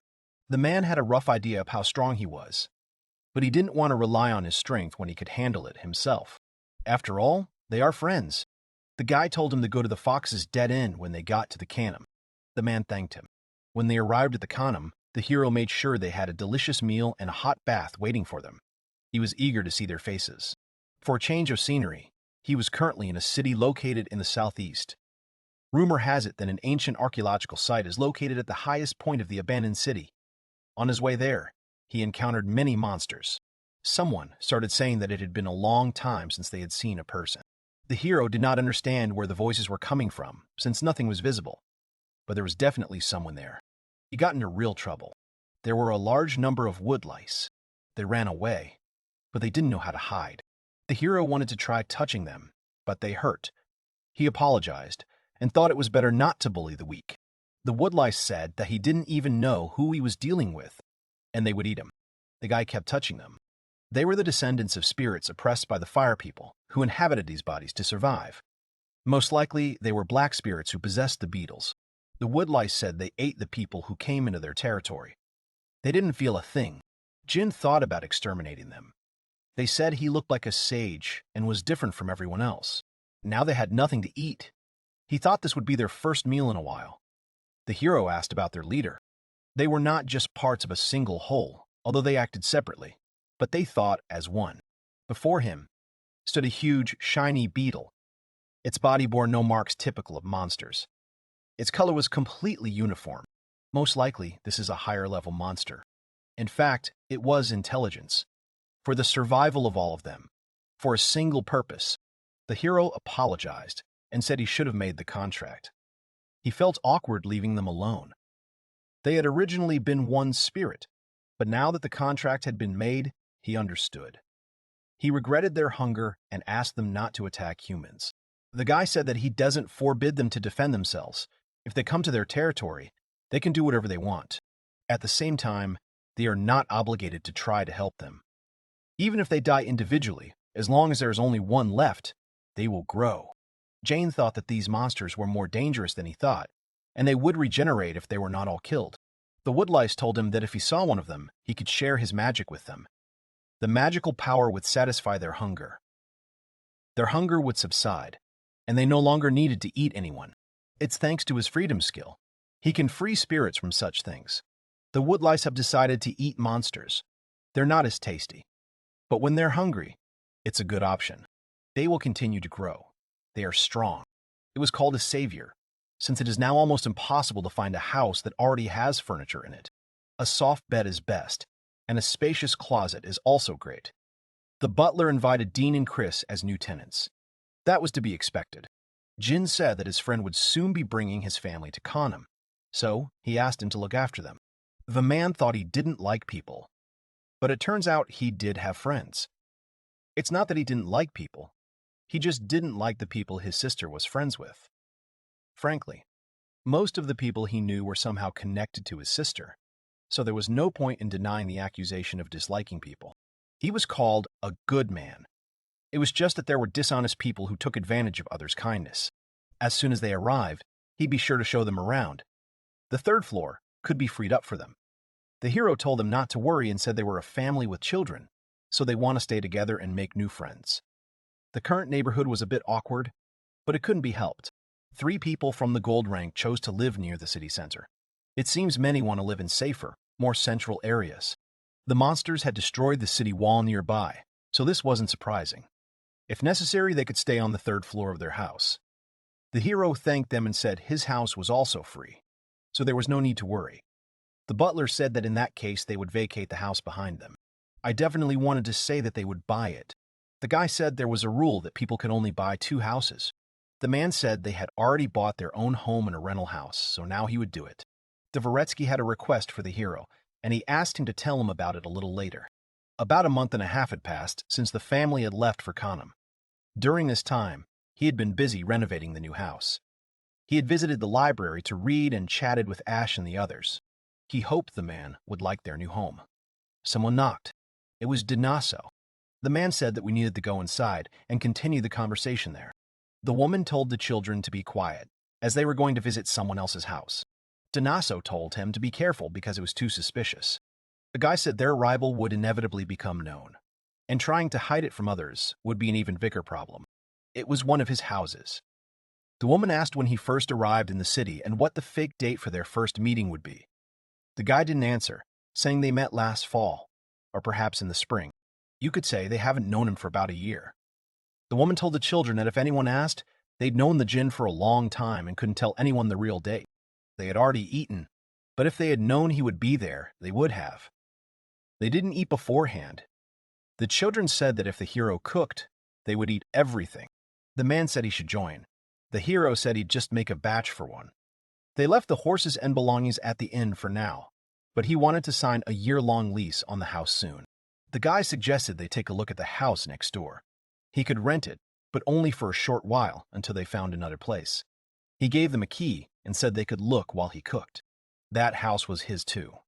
The area is located next to a demonic forest, and there have been monsters infiltrating the wall before, so they should take that into account. The hero baked pintexos and small pies.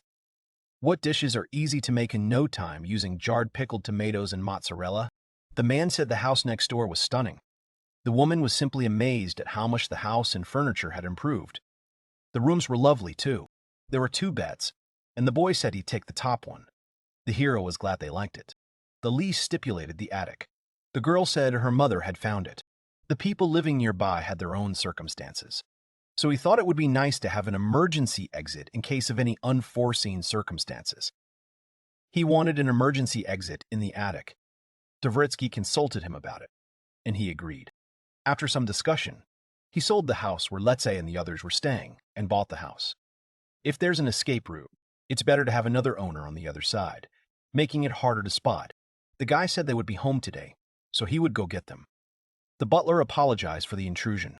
Dinoso was called his shadow wolf. The man said he hadn't heard that name in a long time. They knew each other. Adventurers used to call him that. They met when he was just starting out. The boys said that the memories of him driving them to exhaustion still outweighed the fact that he'd become a simple butler. He thanked her for the order.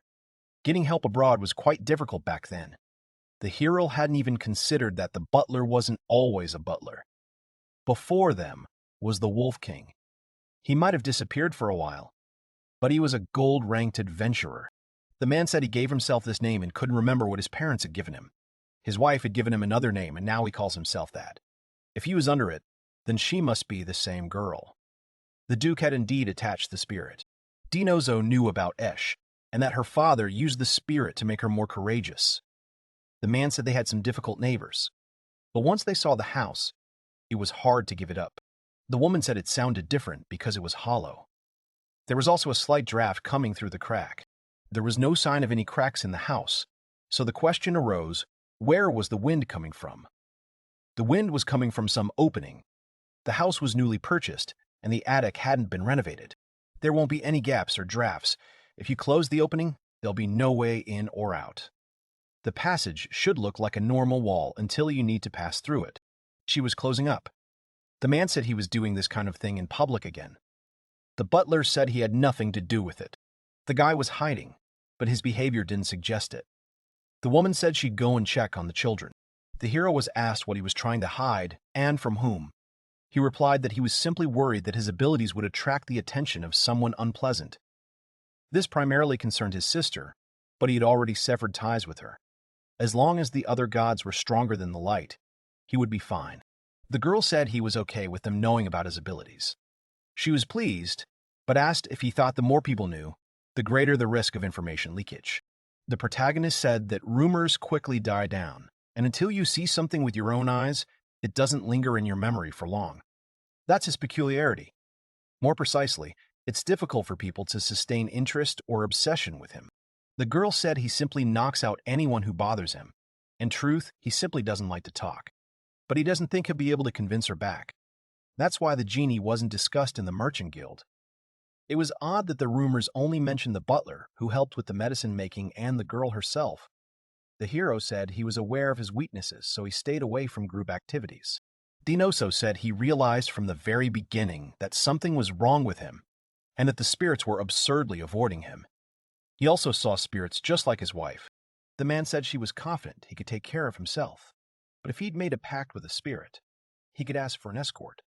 As he'd already said, it was strange that he was so strong without a spirit. Spirits were especially fond of adventurers. Some people even lost the ability to see spirits when they abandoned the path of adventure. He'd made a pact with a spirit, but he didn't want to expose it to outside influences just yet. He's very sweet, so he didn't want to be kidnapped by some weirdo or influenced by strange spirits. The butler said that ordinary people couldn't touch spirits. The guy thought that no matter what time of day it was, his spirit was always sweet. Of all the Indians he'd seen, he was the cutest. The hero asked if he wanted to follow him. He'd appreciate his company, but he also didn't want to force him. Jin said that if he felt uncomfortable, they could come back to the matter later. The puppy was adorable. The boy forbade anyone to touch him. Chris was upset that he was being deprived of the opportunity to touch the magnificent creature. Today, he was supposed to cook for Dean and the others. He was doing it as a token of gratitude for all the huge quantities of food they'd shared with him the other day. And at the same time, he decided to combine it with introducing Rich to the guys. The butler apologized for the intrusion. The boy said he'd been given a lot of mushrooms, so he decided to invite them over. The butler denied having anything to do with it. The man thought he was to blame. He was also to blame, since he had supported him back then.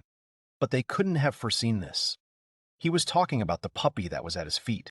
Donoso Hultihan shown it to anyone. The guy said he'd introduced it to Ash and the others. Grandfather was told that there are no puppies that walk silently. He assumed that this spirit was of such a level that even he, who was incapable of seeing spirits, could see it. Rich has an incredibly strong spirit. He probably shouldn't have brought him out in public. The butler said it would have caused a huge stir. It's just that the puppy was always around. Besides, he was fragile and weak at the very beginning. Even though he was still a puppy, he was already considered so strong. He also didn't like crowded places. His comrades began to doubt him.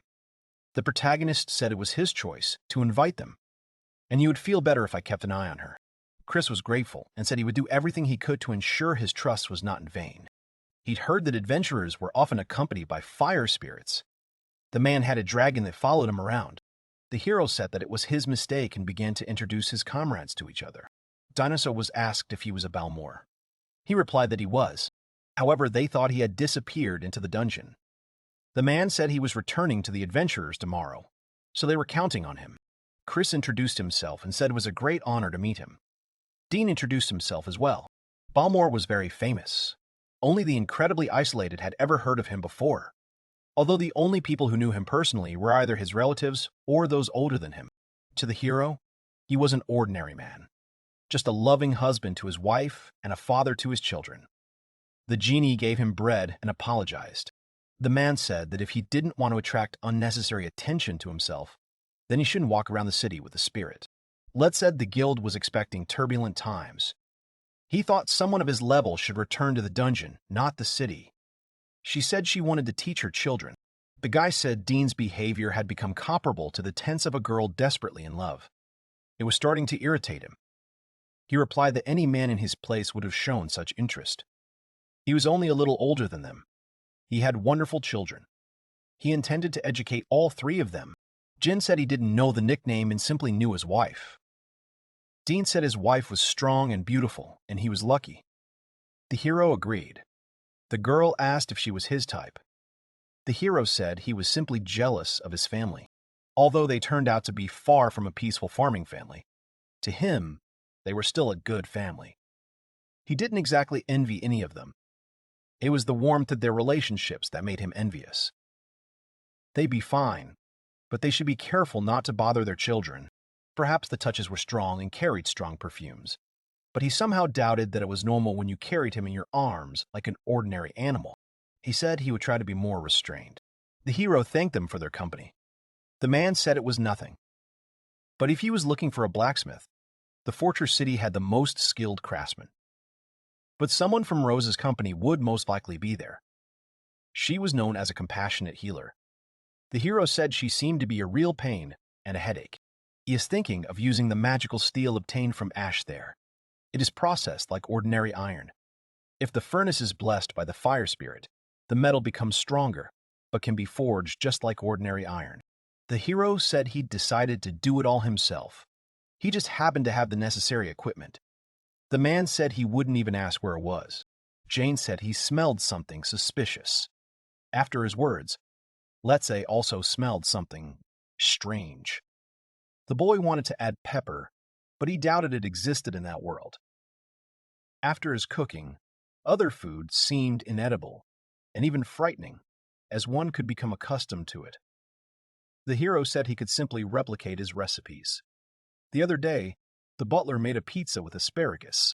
The man said he was still a long way off, but he'd already started grilling meat at home, whereas before, he'd only tried it outside. Jin said that was a good thing, but he shouldn't forget to eat his vegetables. With his preparations complete, it was time to begin testing. He asked the spirits in the fire for help. The hero had already forged small items like knives, but this was his first time working on a large piece, and he was even afraid he wouldn't be able to handle it alone. But with the help of all the spirits, he was sure to succeed. The tip of the sword was a different color than the rest of the blade. He decided to try it out. He told his spirit animal to stay put. The hero definitely won't be able to use it. Even he understands what he just did. He asked the spirit what they would do, since it was magical steel from ash. He'll have to take something tasty and go apologize for what he did with the gift. He brought sweets and wine as an apology. The girl doubted he'd done anything deserving of an apology. He said it contained the magical steel he'd given her, but he'd made a mistake with it and it was now unusable. He wanted to apologize for wasting such a gift. I told you it was his gift, and he was free to use it however he wanted. The butler was surprised that he understood blacksmithing and offered to melt it down and forge it again. Jin said he hadn't thought about it. After all, it was still steel.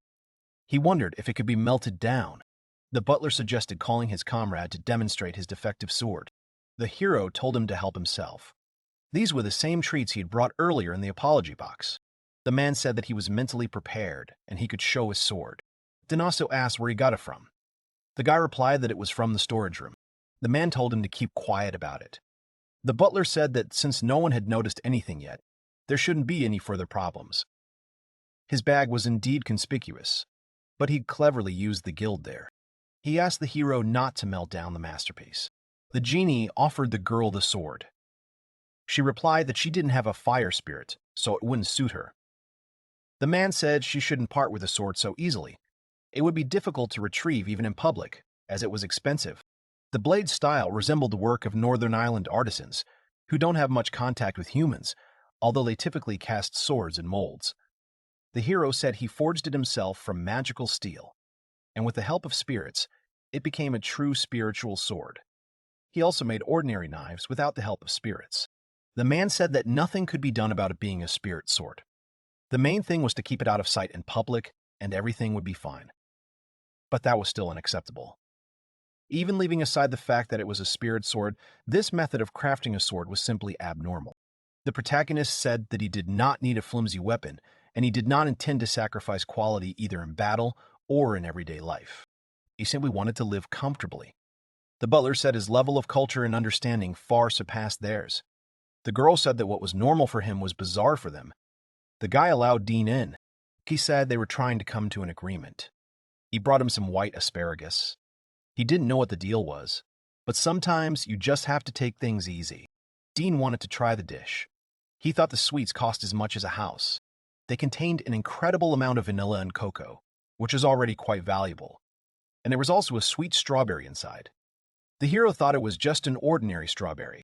The man said that if he bought the ingredients from outside, he could enjoy them. But if not, he shouldn't show them. And that applies to everything he makes. But a sword is something you trust your life to, so he doesn't mind if it's of the highest quality. He told him to make a new sword, and he would take the old one and say that she got it. It would be great if they all had similar swords, so his would not stand out. The hero said everything he could do. The butler said he had some and didn't have to worry about it. Dean said he didn't have much money right now. Jen thought that wasn't surprising and said he'd make them for the girls then. After all, it was Ash who gave him the magical steel. Then he'd ask the boys. The main character thanked the man for his help. Thanks to him, he finally had a comfortable bed. Let's said the tea was wonderful. He always liked something like that. It wasn't tea, but coffee. Most people didn't like the bitterness. He'd tone it down with milk and sugar. But strong black tea is good in its own way too. The genie offered him a lamp as a thank you. He also offered him a glass, a goblet, or a mug. Since he was already busy blowing glass for the lamp, he decided to create other objects at the same time. The products are made of more durable glass, so they are suitable for everyday use. But it is better not to pour hot drinks into them. The man said he needed to go and bring back the note, as he'd never seen glass that color in his life. The guy said something like that existed there. He'd bought himself a red glass. And then they agreed the things in the house didn't count. The man said the glass was much cloudier. He suggested keeping them out of sight. Jin said he'd consider that option.